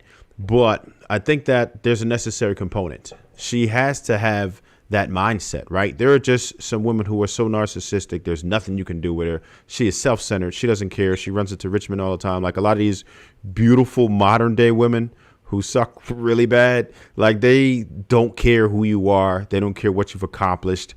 They just don't have it in them, right? But I definitely understand what you're saying with that, but she has to have that in her. It has to be part of her, because some of these women are just out of control, and I don't know if there's any man who could tame some of these beasts. And that's not the majority of women, but In all honesty, there are just some women who are just awful. You never ran into one of those really awful women who you never ran into one. Look, You had to, man. You had to. This is my thing. I think that I'm sure y'all can agree with this. Different men get different treatment by the same woman. Oh, for sure. No, that's doubt. all I'm saying. There's somebody I'm not saying it's me. I'm just saying that it's somebody that she'll treat in this way that she needs to act as far as for a relationship, and it's somebody she won't. And if you're not the person she will act that way, don't date her long term. Don't. No, I think that. But But so do you believe that that every woman has it in them? Like there's one man that can just make them do all the right things? I say 99%. 99%. 99%. I wish that were the case. I wish that were the case. All right, so I give you an example. Like, in some of the relationships I've seen break up, like, so I have an ability to communicate and understand the other person's perspective. We was discussing that earlier, right? How I can put myself in somebody's head and see what they kind of need to make the connection to understand, right? Especially when it comes to women. So I've seen relationships break up where I'm like, man, if I could have just gotten his head and operated for 1 month, I could have fixed his whole relationship, his family, and everything he had going on, and he could have been moving forward as opposed to where he at right now. I see all the mistakes he made and where he could have fixed that shit at. And I think that it happens a lot like that. Like the way we think we are supposed to function or the way we function, it might be right for how you view things. It might not be right for how this relationship needs to go or how the most effective way to lead. Because the truth about knowledge is that the more you know, the more you understand you don't know. You know what I'm saying? And sometimes people think that they're moving in the right direction. It may not be the right direction. And other people can see that this is going to be a problem long term and you don't prioritize fixing it or resolving it. And then when it breaks down, they're like, I don't know what I should have did. If they really want advice and you tell them, they'll ignore it and get into the same situation again. That's why it's so like the ideal relationship to me is one where the woman has admiration to you enough that she'll try and mold and emulate you in some ways, right? Because she has that much respect for you that she looks up to you. In the relationships where the women look down on you or you're earning her to like you and love you or she feels she's just better, it does not work out long term. And you can see those relationships occurring before they get further down the line, but men be ignoring it. We be ignoring it because she bad, because we want to make this work. But we see it, other people see it, and we be ignoring it. But it's some guy somewhere that she likes shit. I've heard women say I don't believe in polygamy, but for Bill Gates, he can have me plus all my friends. I've heard women say I'm not having sex on the first night. But for Usher, I had sex on the first. You get what I'm saying? It's somebody that they break the rule for. And once that rule broken, all them other rules broken too. And they'll conform to what needs to be done to be the ideal wife. I'm just saying we got to make sure that we only marry the women who we are that guy for. Okay. Like that, Marcus. Anybody else want to add anything on this? All right. Yeah, let me I'm talkative tonight. Should a woman give up her career once she becomes a wife or even a woman?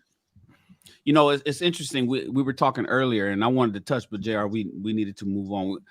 I wanted to talk about that build together thing because we were talking about if a man has a plan and whatnot, then should he change if it's woman? But then what about the young couple that should build together, right? Because he don't have no plan, but he wants to get married to this girl that he went to college with. And how they do that? How does that work? You know, but a man with a plan that's dating an older woman that also has a plan is one of the reasons why a lot of older men typically date younger women. I'm sorry for those that don't like what I just said, but that's just the case, because when you have a guy that has a plan or a program, as we call it, or a vision for how the rest of his life is going to be, and a woman has established herself as a senior executive at Acme Incorporation, and she has a plan and whatnot, and if what she got going on doesn't match what he got going on, the guy is typically going to look past her. Because it's like, that what you got going on over there doesn't really mix with what I'm doing. And I need you to be where I want to be. And so that becomes problematic. Now, the sex might be okay, but long-term relationships is very tough. And then women out here are frustrated because of that. Because they're like, I've worked all these years, I've done so well, and now I'm 43, and I met this wonderful guy who's 48, and he's not checking for me. Well, because he wants a woman that wants to get on his plan, even at age 48. He's worked so hard for him to get to where he needed to be. All the obstacles and speed bumps that he had to get past in order to get where he is. He wants a woman that's going to be a part of that, as opposed to a situation where he got a woman that's on a totally different stratosphere doing something completely different than what he's doing. So my argument, for those that would like to know, and over in Shannon Rawls' army, what I teach my soldiers in boot camp is, fellas, find you a woman who's willing to do. No, find you a woman who fits into what you're doing. No matter what age she is, young and old. Find a woman that fits into what you are currently doing.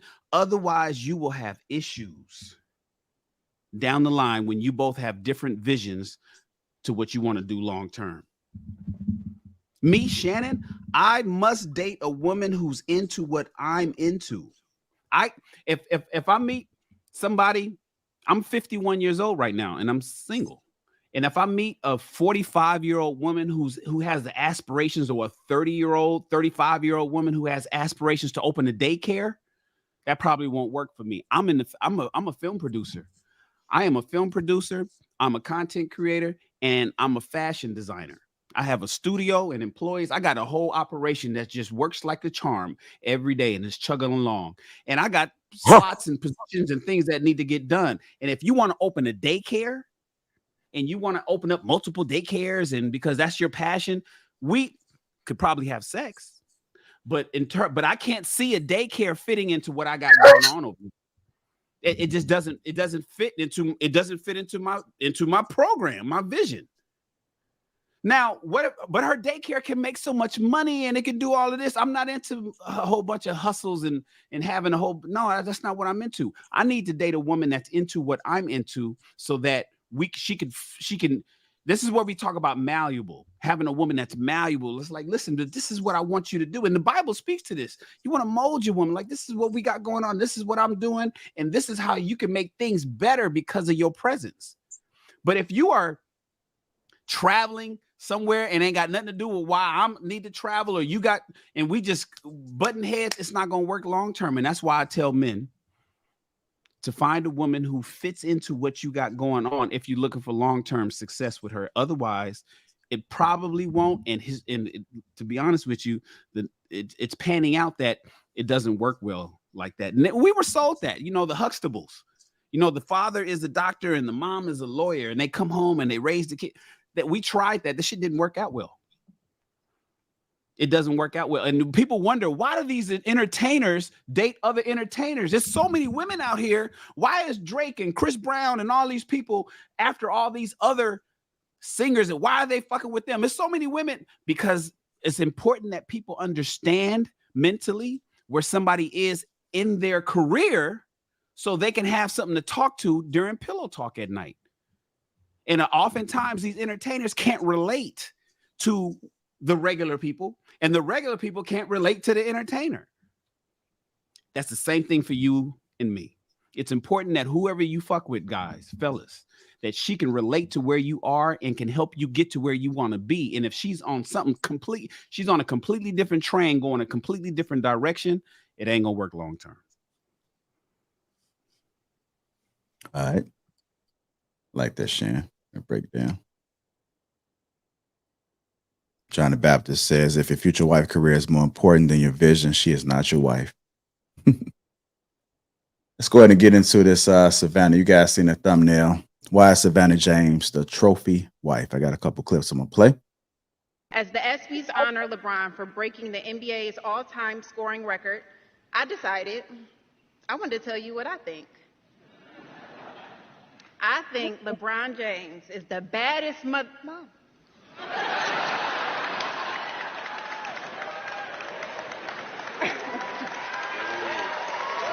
That's on me.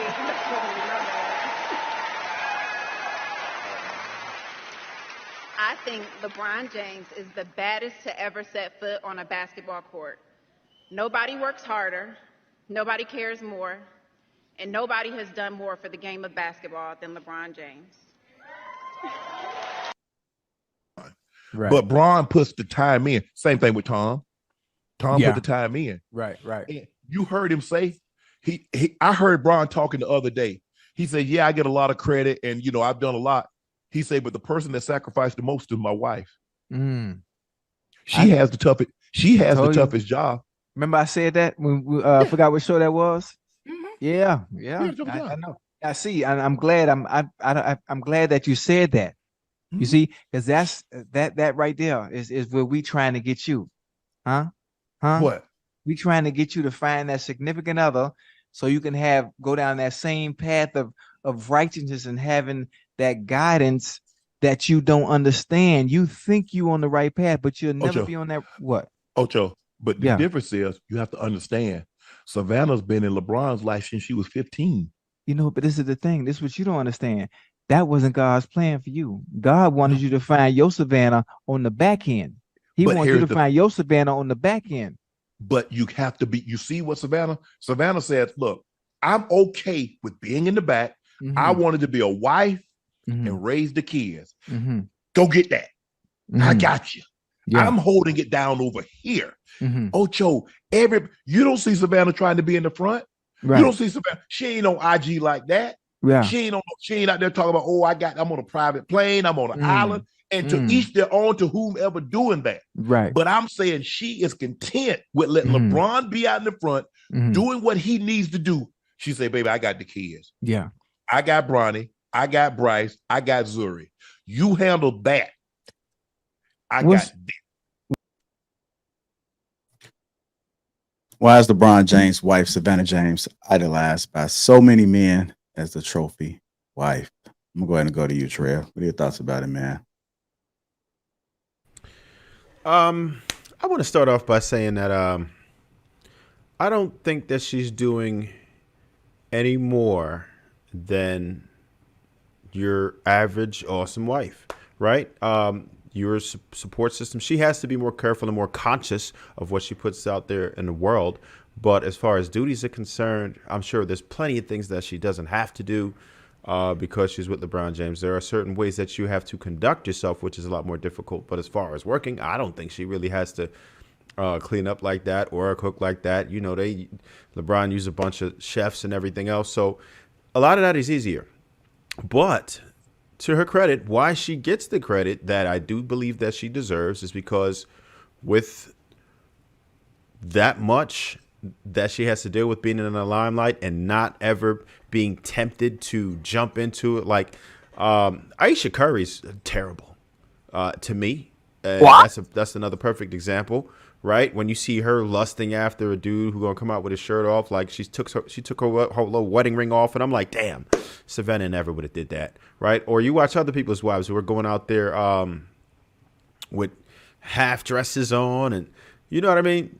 She still does sexy to an extent, but it's never like, oh no, like, look, why are you showing them all that? She knows how to conduct herself. She knows how to stay out of trouble. She knows how to represent him in the way that you would want your wife to represent you. So that's why, because she seems more wholesome. She's not out there. She doesn't come off as the chick who had a bunch of bodies or a former hoe. Like you don't see any of that out of her. Or I could be wrong, but I would seriously doubt it in her case. And that's pretty much where it comes from. It's from her just conducting herself the way that she does, from her being a good mother and being a good representation of the family, because it's part of it. It actually affects his livelihood. Like a lot of people know that your endorsements are directly connected to how you're perceived by the public, and having a wife like that is only going to help the situation for them to look like they have a nice, wholesome family. When you see a lot of other gentlemen out here, a lot of other entertainers,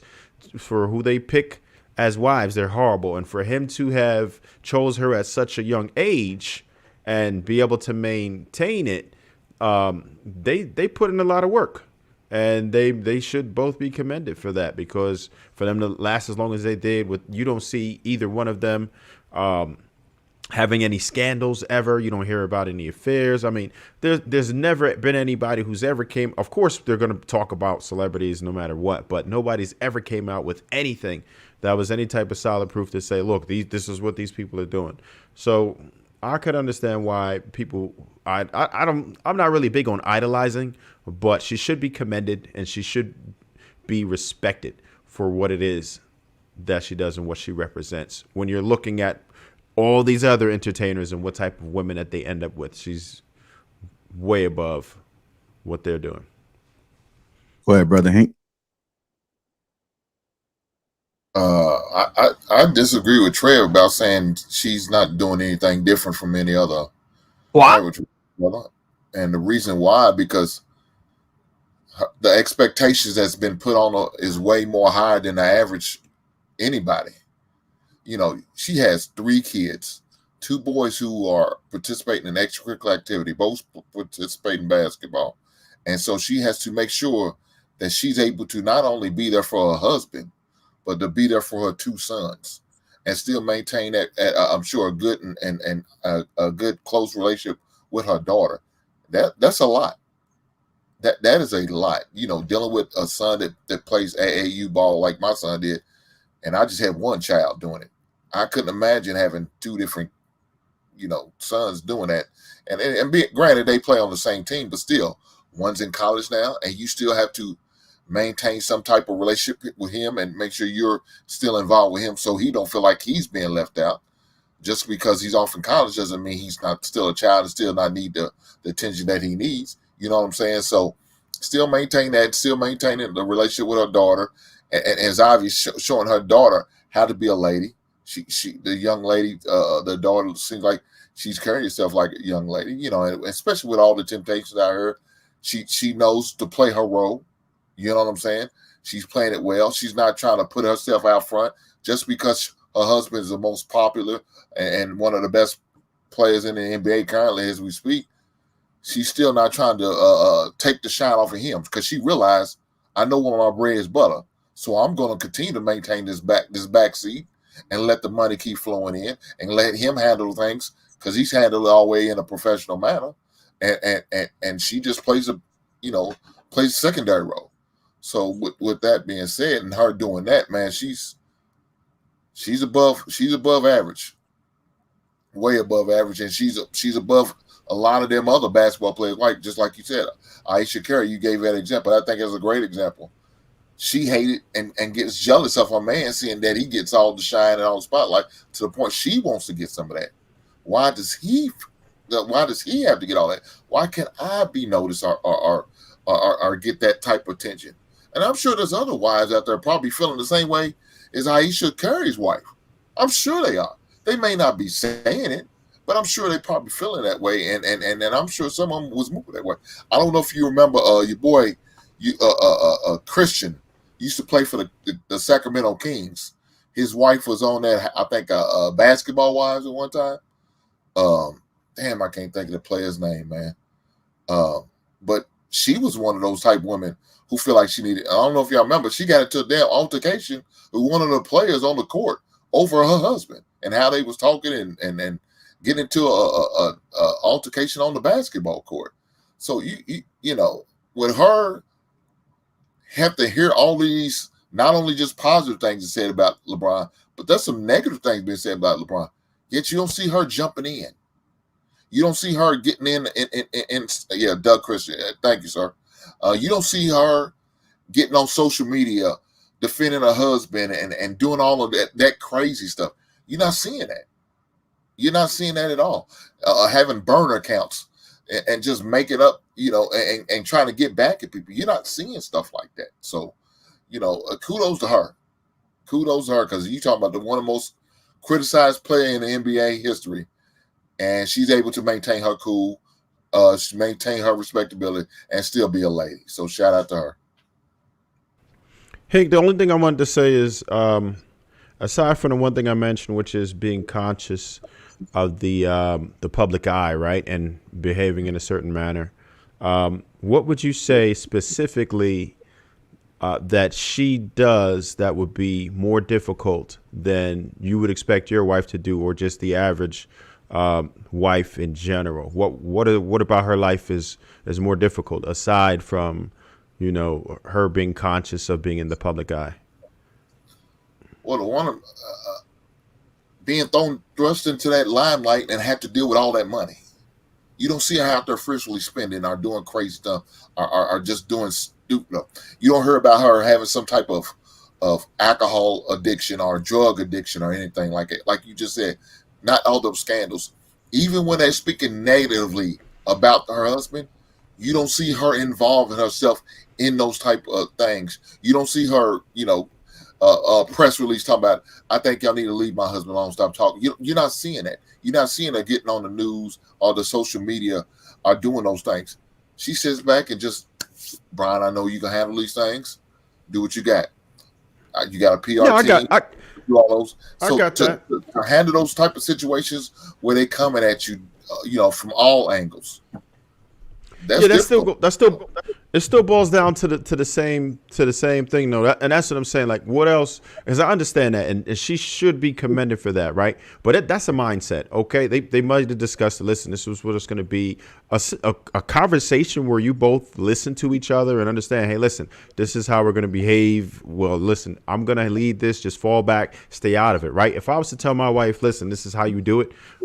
Just like there's certain situations where I've been out there and there's thousands of people saying goofy stuff about me all the time, right? I can't compare nowhere near to what LeBron is doing, but I'm just saying, like, a lot of us right here are technically in the public eye, and people say things about us. They do a whole, there's a lot, and there's certain expectations of how we conduct ourselves, how she's supposed to conduct herself, if it's your wife, my wife, whatever. So even though, let's say I elevated, got to that, she already is trained, already has the mindset to know behave like, right?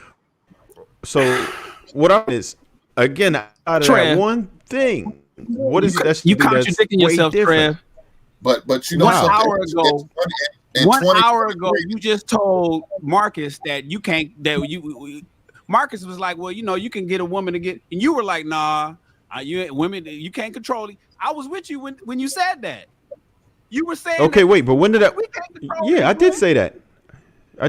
So now, what am I saying? All of a sudden, you just gotta have a conversation with your wife, and she's gonna follow. She's gonna jump. Trev. Wait. What do you mean? What do you mean? Why wouldn't you telling me you don't have conversations about planning and how you're going to do things? How is that controlling? I said have a conversation. I ain't saying make her. No. I'm not even talking about controlling or making her. I'm simply saying what makes you think all of a sudden women is going to fall in line with what you plan. That ain't going. But we have to plan. We go over things about how we're going to do this, how we're going to execute things. She already has that type of spirit in her, but it don't mean that you're not going to explain to her, hey, this is what I like, or this is how we'll do this. That's your leadership. You're supposed to lead. It doesn't mean she's always going to submit to your leadership, right? It doesn't mean that you're controlling her or making her something she's not. Like you said earlier, they don't do it. Have you not? Women are going to insert. I ain't say no women. I said some women are a beast. I definitely said some. It's a good amount. It's a good amount. And that's not what he got. He ain't got one of those. I think it's a consensus on the panel as far as that's concerned. He don't got one of those. But all I'm saying is that you're saying she's average, and most women is like that. And Hick is like, no. She's playing her role real well. She's not inserting herself. She ain't jumping on nobody's fucking. Okay, bet. Watch this. Hold up. Hey, watch this. Hey, Marcus, how about you? How about your wife? Would she be able to conduct herself in that manner? She already does. But let me just add this. Okay, wait, hold up. I got to keep going. I'm going to get you. I just, real quick. How about you, Hank? How about your lady? Would she know how to conduct herself? If she did, I'm putting that people's elbow on her ass. Okay, so is that a yes? Is that a yes? Yes. Is that a yes? Yes. So we're already at 60%.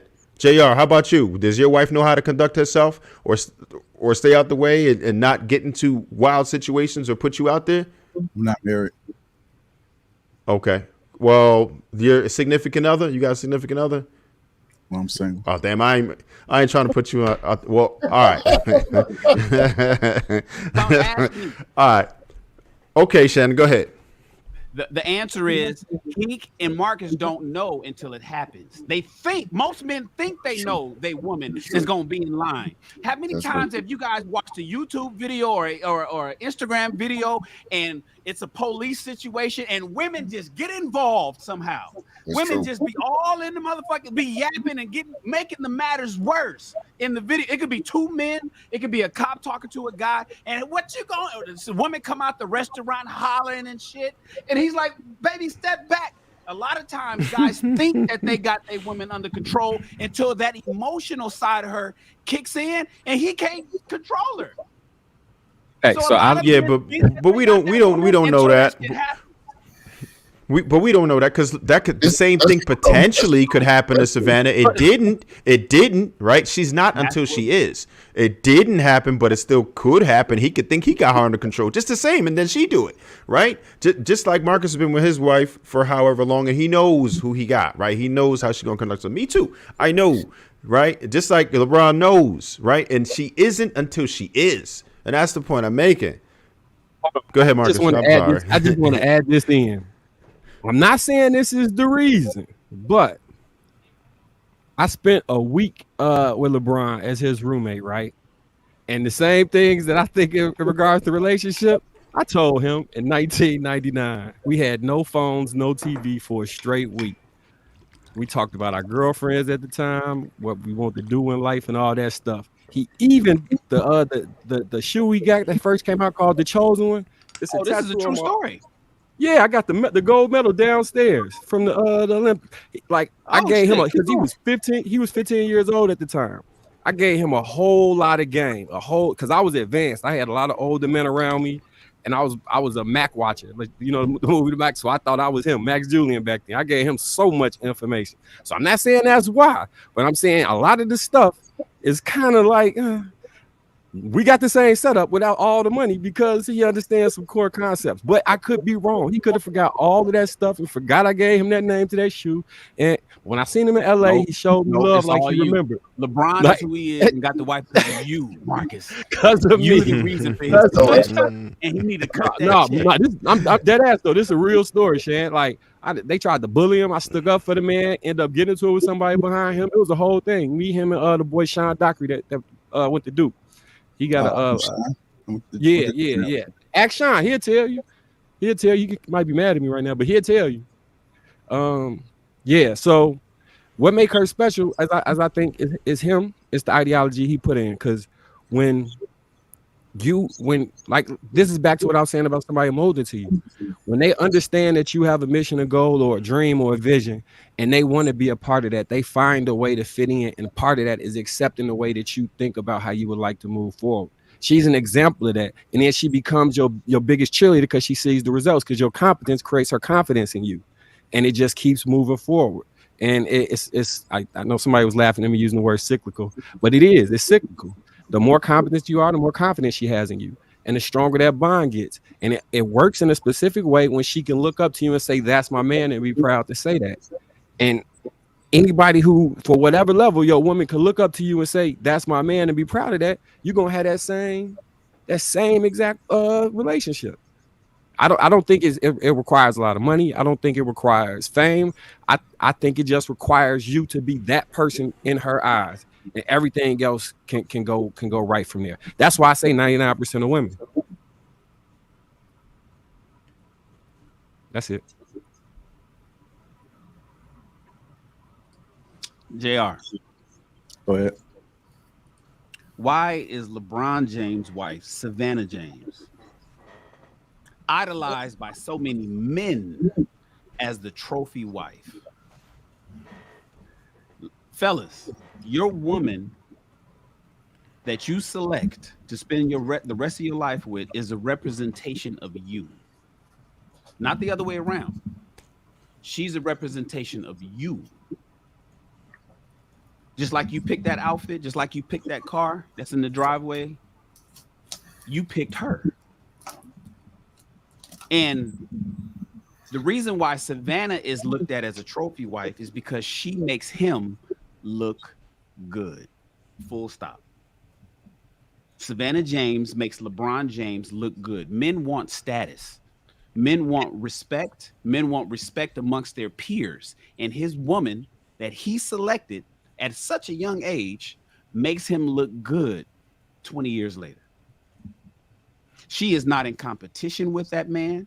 A lot of women are in competition with their husbands. She is not envious of his success and his highlights and the fact that the cameras are all on him and it's LeBron everywhere they go. She has no problem playing. She has no problem with him taking the photos. You know, we talk about women wanting attention. That's something that men are fighting today because their women want so much attention. Women will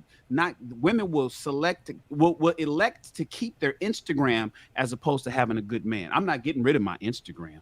What? If my boyfriend wants me to get rid of my Instagram, then he ain't the one for me. So that is not what Savannah James is doing. Savannah's like, fuck Instagram. My man is the man. And I'm his woman, and I'm a reflection of him. And she literally makes him look good. And so us men see that, ladies that's watching.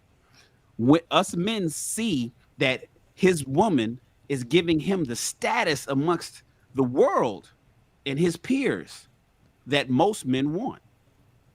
She's allowing him to be, quote unquote, the man. And if women would understand that and allow their men to be, quote unquote, the man, they won't have no problem either. We look at all these celebrity issues and people that's breaking up the Kanyes. And, Kanye bought a whole bunch of land in Wyoming because he wanted to move his family out to Wyoming. He bought like 100 acres and was going to build a whole commune out there. And Kim Kardashian, she was like, no, I don't want to leave Hollywood. She wants to stay right here in LA. And he was like, what are you talking? And they probably had a plan and then when it came down to making it happen, she's like, no, I don't want, I gotta run my bit. I gotta do skims. I gotta run my company. I gotta go to dinner and get the paparazzis and I gotta get the house and make sure my Lamborghini truck matches my outfit. And Kanye's like, okay, so you're not on program. And Kanye being Kanye, now look at the woman that he's with. Back behind, letting Kanye be who Kanye is, and she ain't looking for no limelight. So women, if you made a plan with Kim Kardashian, that's your first problem. If you tried to plan with the Kardashian, but imagine this, Trev. How many women wants the limelight of a Kardashian in their own right? That's the issue. So maybe your girlfriend, not you, but like guys that's listening. Your girlfriend is not on the Kim Kardashian level, but she still wants that kind of attention. She still wants to walk the red carpet. She still wants to look fly for everybody else except for you.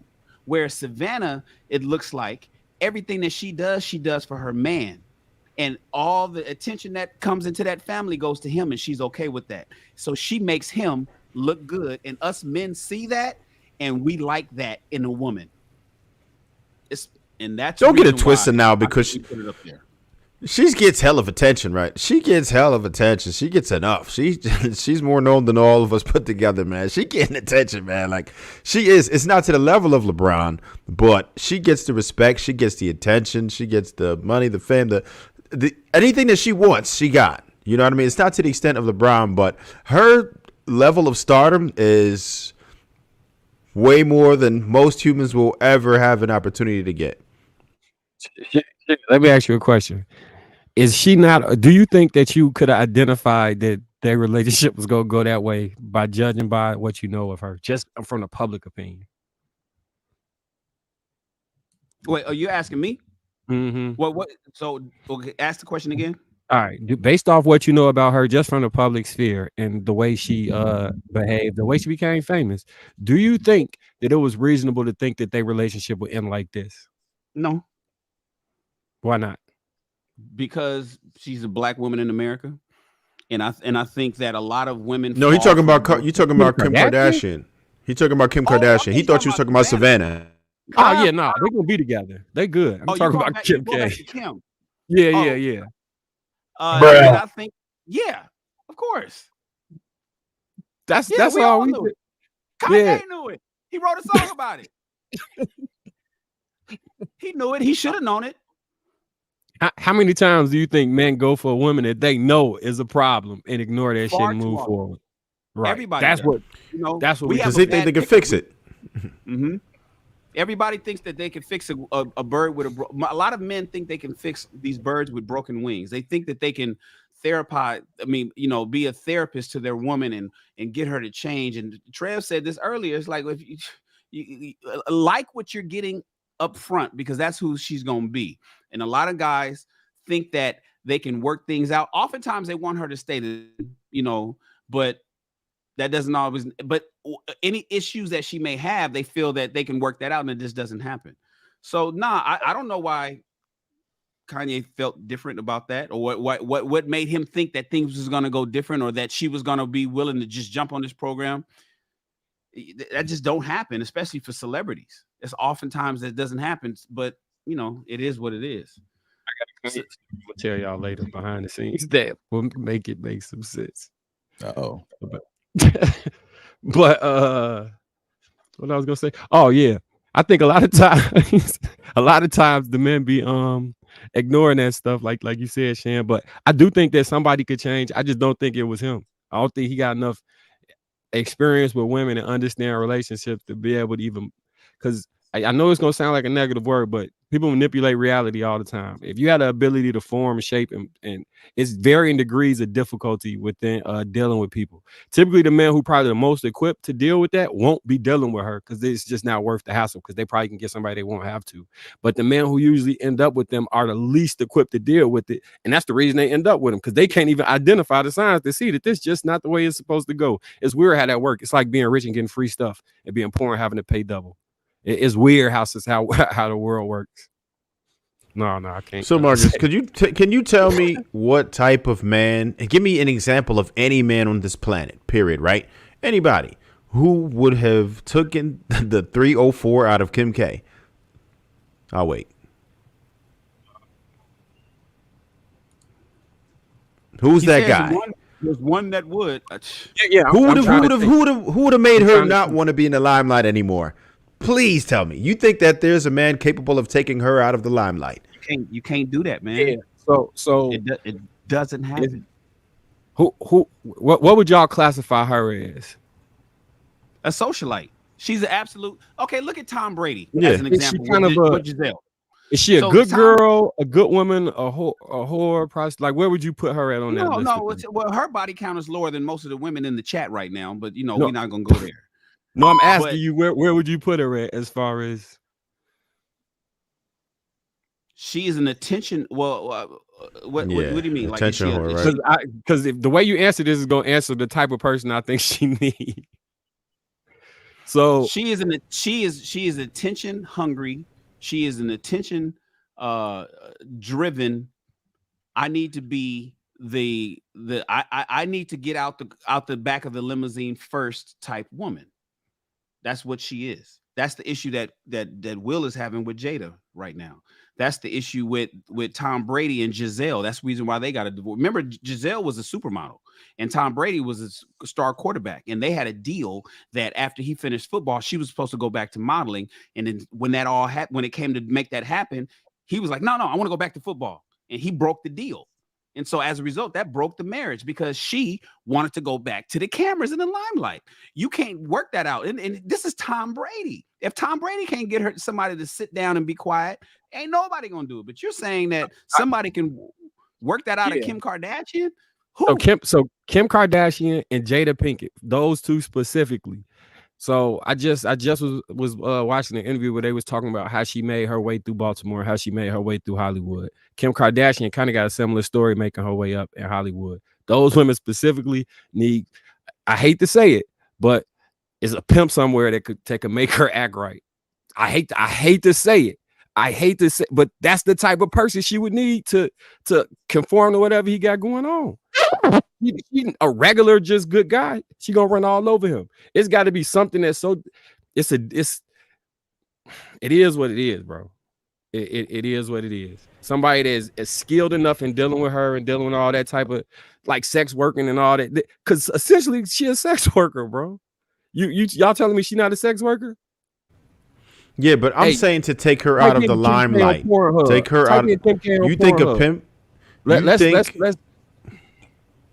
You think that a pimp could take her out of her limelight, make her want to not be in the limelight? That's how she lives. That's her source of income. I'm talking about the mentality. If you put that in some like, you'll be. That's her mentality. Socialite. That's her mentality. It's a state of mind. Like I don't think there's anybody, man. I really don't. I don't think it's anybody who could take her out of that. You saying by force? Maybe if someone were like, no, not by force at all. No, not by force. By manipulation. Yeah. Anything nefarious, like, or he's just really just have. He's saying a mouthpiece, Trev. He's saying a brother. He's saying a dude with a pimp level mouthpiece could have talked him out of getting out of Hollywood. That's why. That's how Kanye got caught up. That's how Kanye got caught up. All right. He could get her right. Kanye was not experienced with women like that, bro. Trust me when I say he not experienced with women like that. He wasn't. Especially when he wasn't. He was new to this. Oh no, because he would have never tried to marry her if he was experienced with women like that. Across the board, he was not experienced like that, bro. And sometimes it's like, so some of the dudes that go to the league, they fall into the same thing where they go from not having women like that to having an abundance of women and not knowing how to differentiate between the two, and then catching feelings for women you obviously shouldn't catch no feelings for. That's the example of what he did. It's an example of a lot of. So you don't think that Kanye had at least a couple dozen women? No, I mean, he had Amber Rose. I mean, you making it seem like he's some high school student that just jumped into a chick that, you act like he's. What I'm saying is, I want to be. Let me try and make this clear. Maybe I'm not getting the point across. What I'm trying to say. Kanye went from not having women to having to. You know how it's a gradual maturation where you learn like, all right, look out for this. This how I deal with this. This how I deal with that. Versus being with nothing. It's like going from being broke to rich overnight. You don't know how to save money. You don't know the things to look out for. You don't know where to place the money for a tax shelter. You don't know how to get this much money out the bank. You don't know that wire transfer is the only. It's different things you need to know when you go from 0 to 100. He went from maybe 10 to 100, and he made all the decisions that somebody who would have matured through that process would not have made. Ain't no way in the world I would have married Kim Kardashian. It's he did not have the skill set, is what I'm saying. So if he ain't got the skill set to pick the right woman, he don't got the skill set to finesse the situation for her to understand what he's saying. Well, I think if Kanye's mother was still around, he would have never married her. They would have never been together. I think that's accurate. I agree with that. Yeah, but you remember Casino, Ginger in Casino, and dude that was she left what's his name, Joe? What's that? You know what I'm talking about? I know you watched Casino before. It'd be a situation like that. That's the situation that she probably would act how she needed to act in a relationship, unfortunately. Like, look at the history of how she got on, how her family situation set up, what she was prone to do. Like, all of that stuff scream out, in my opinion, that's the type of man that probably fit her best. Listen, LeBron's wife makes him look good. Ladies, make your man look good. In terms of respect, in terms of status, in terms of ensuring that he is who he is striving to be within the family. Now, if fellas, make your woman look good if she's the face of the family. If she's a model or an actress or something like that, then that's good for you, for her, because it's good for her career, and if that's what you guys have got going on. But outside of that, women is like my woman is that's why all of our tuxedos are the same. When we go to a black tie event, your tuxedo, unless I tell you who I'm wearing, you won't know. If I tell you this is a Hugo Boss suit and you tell me that you're wearing a one from Ferragamo or Versace, you won't know. But your woman's dress and all of that is special, but when she's on your arm, she's a reflect. Her beauty and how good she looks is a reflection of you, because everybody's saying, "Damn, he picked that. Damn, good job, bruh. Oh, that's what you got. Damn, good job, bruh." And so Savannah, when we look at everything that she does for LeBron and his you know, his whole empire, his children and all of that kind of stuff, we don't have nothing bad to say. And if you got a woman that nobody has nothing bad to say about and does everything great for you, then every man wants a woman like that. That's how I feel. It's a good way, man. Good way to close us out on that one. Let me get this super chat real quick. BZ, only baby's added $10, says, my theory is women like Kim K see you as her man, but not her family. To her, you are just for the moment. A real family is forever. Dudes marry women that never see them as family and find out late. Hey Shannon, you probably know, but it's a lot of people that Shannon been linked to that's in the industry in LA that all know her very well. Am I lying? They don't have public linkings. That's what I'm saying. So if you go through that, because in the interview that I was watching earlier, where they was talking about Jada Pinkett, I don't really know the story intricately, but how he was explaining it sounded like she had the same type of come up story. I'm just saying that specific mindset is a damaged person, and unfortunately, that damage tends to work with other damaged person. That it's not ideal, but that's how that they typically have relationships that, you know. Yeah, I'm not advocating for it. It is what it is, though. It is what it is. It is what it is. All right, man. Well, I want to thank you guys for tuning in tonight on the King Talk. Thank the guys for their perspectives tonight. I think we broke it down pretty well. Welcome back, HD. Salute to you for joining the show. I know you got an early morning.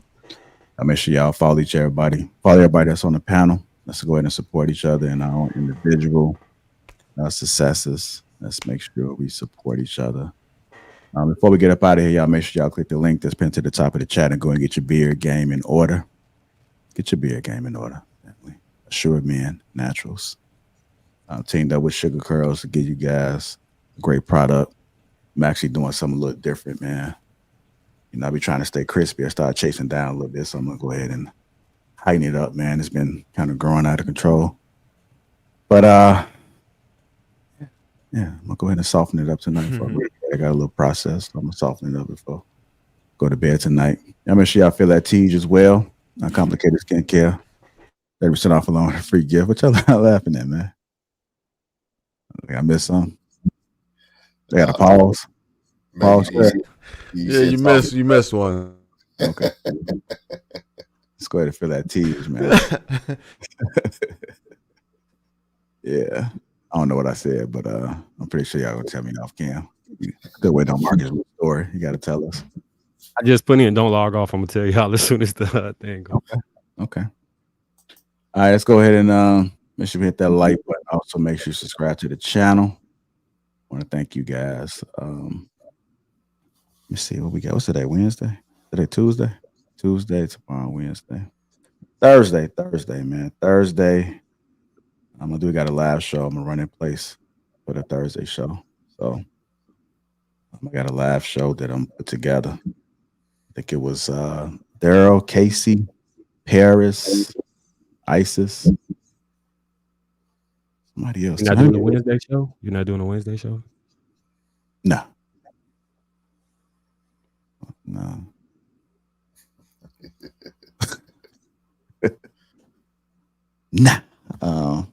He quit starting shit, Marcus. Just curious. I got a show. I got something that's coming up though. It'll probably be next week. Oh, mark your calendars for the third week of January. Mark your calendars. I got to look over some things tonight, but I'm looking to finalize it tonight. So it's going to be an exclusive event in Dallas. The invite process is a little bit tricky. It's a little bit more on the exclusive side, so everybody won't get the opportunity to make it in. You know, who's who. If you're that guy, that girl, he might make it there. If not, then check it out on the film. It is going to be a lot of pics, film. It's going to be a movie. It's going to be a movie. Putting a lot of hard work into this. Shout out to the team that's put it together, but this is going to be special. So while everybody's doing their thing, I'm a little different. I do my thing. And the creative side of me is something that nobody could never compete with. I'm always thinking. So this is going to be epic. I like the way it's going. Different rooms, different vibes, drinks, food, a theme. And everybody ain't going to be able to make it there. So I'm working out that process. So even if you do, it's almost like you gotta get approved to get in there. To get in, you got to be approved. So 2024 is going to be 4 of them. It's going to be 4 of them in different cities. Chicago will be next. Dallas, Chicago. Then I see we might do LA. And yeah, so I'll put the information out there. You can send requests to attend. It's going to be the 3rd Saturday in January. I can tell you that much. And once I ink everything down tonight, then not tonight, well, about tomorrow. Once I look at paperwork over and make sure everything's good, then we'll go ahead and push it on out there. So you guys will see. Yes, it's going to be better than Atlanta. More up and personal, upscale, elegant.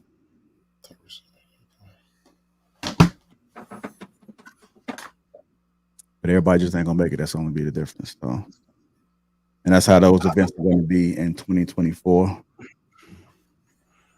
What's your demographic like in LA? Why do I feel like it ain't but about 5-10 of us from LA, and everybody else is on the East Coast and the Midwest? Like in terms of YouTube and in our corner of this Black content creation space, it seemed like it ain't but 10 of us from LA, and everybody in Atlanta, everybody in New York and Chicago, a few of y'all in Miami, a ton of y'all in the DMV. Texas got it on. I mean, it's 1,000 of y'all motherfuckers in Texas, and then LA it'd be like Shannon and 6 other motherfuckers and shit. Like even on the panel.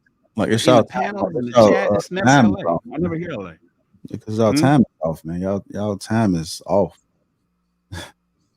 like 2 or 3 hours behind. Y'all got to catch up, man. I think it's because when you're in LA, you get red pill before you can talk. You understand? You gotta have the juice right out the gate, off the top. We come in. We are here.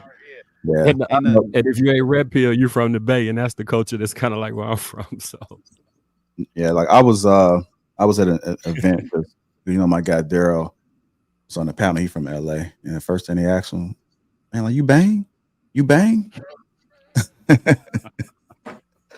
Little homie's like, you from LA? You bang? I guess it's a stereotype y'all have, man. Y'all say y'all from LA. We got all these stereotypes. Yeah. Then we got a lot of implants. Then we got people, the natives. We got it's a lot. LA is a lot. Yeah. And I was listening, and y'all got your own music, man. He riding, he banging. What do you say? Because he in Dallas, so he over there swerving in and out, talking about this how we do in LA. What is it called? Slang or swang? Swanging. Yeah, we be in and out of traffic. Yeah, so he doing all this shit. I'm breaking on the passenger seat. We call it swanging and swerving. Yeah, like, he over there playing this crip walk music and shit. I'm like, God damn. JR in LA, they literally take the blue pill or the red pill. They be blue pill or red pill. Like I felt like I was cultured, man, when I was. You fuck with this, Jay? Yeah, I fuck with it, man. I'm sitting there breaking. I put my hand up, like, man, gee, come on, slow down. So, but yeah. I'm getting too old for this shit, man. I just turned 57, man. So. Hey, so between Nip and Mozzie, LA dudes in my top 10. You know what I'm saying? They got the juice on the rapper side. Don't do that, Marcus. Don't do that, Marcus. He's talking about well, You know the South got it locked down. Don't do that, Marcus. The South? Yes. Lean with it. Them niggas. Marcus, don't do us like that. You still rocking Jeezy. Don't do that. Trap or die. You know what you still rocking on your iTunes. Real niggas don't cheat, Jeezy. I don't understand why men cheat, Jeezy. Y'all let him slide with that too.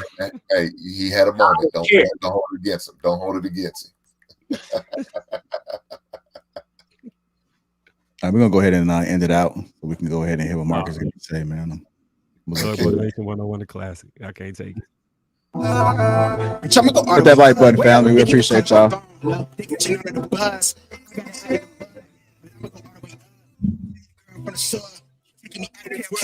Wave, nice guy with a cold shoulder. You be cool, but I don't know you. Wrote a flower and I'm off the potion. Give me superpowers that I won't stop to the bank. Roll on supermassive. Big bank for the space chatter. Way up in the squad NASA.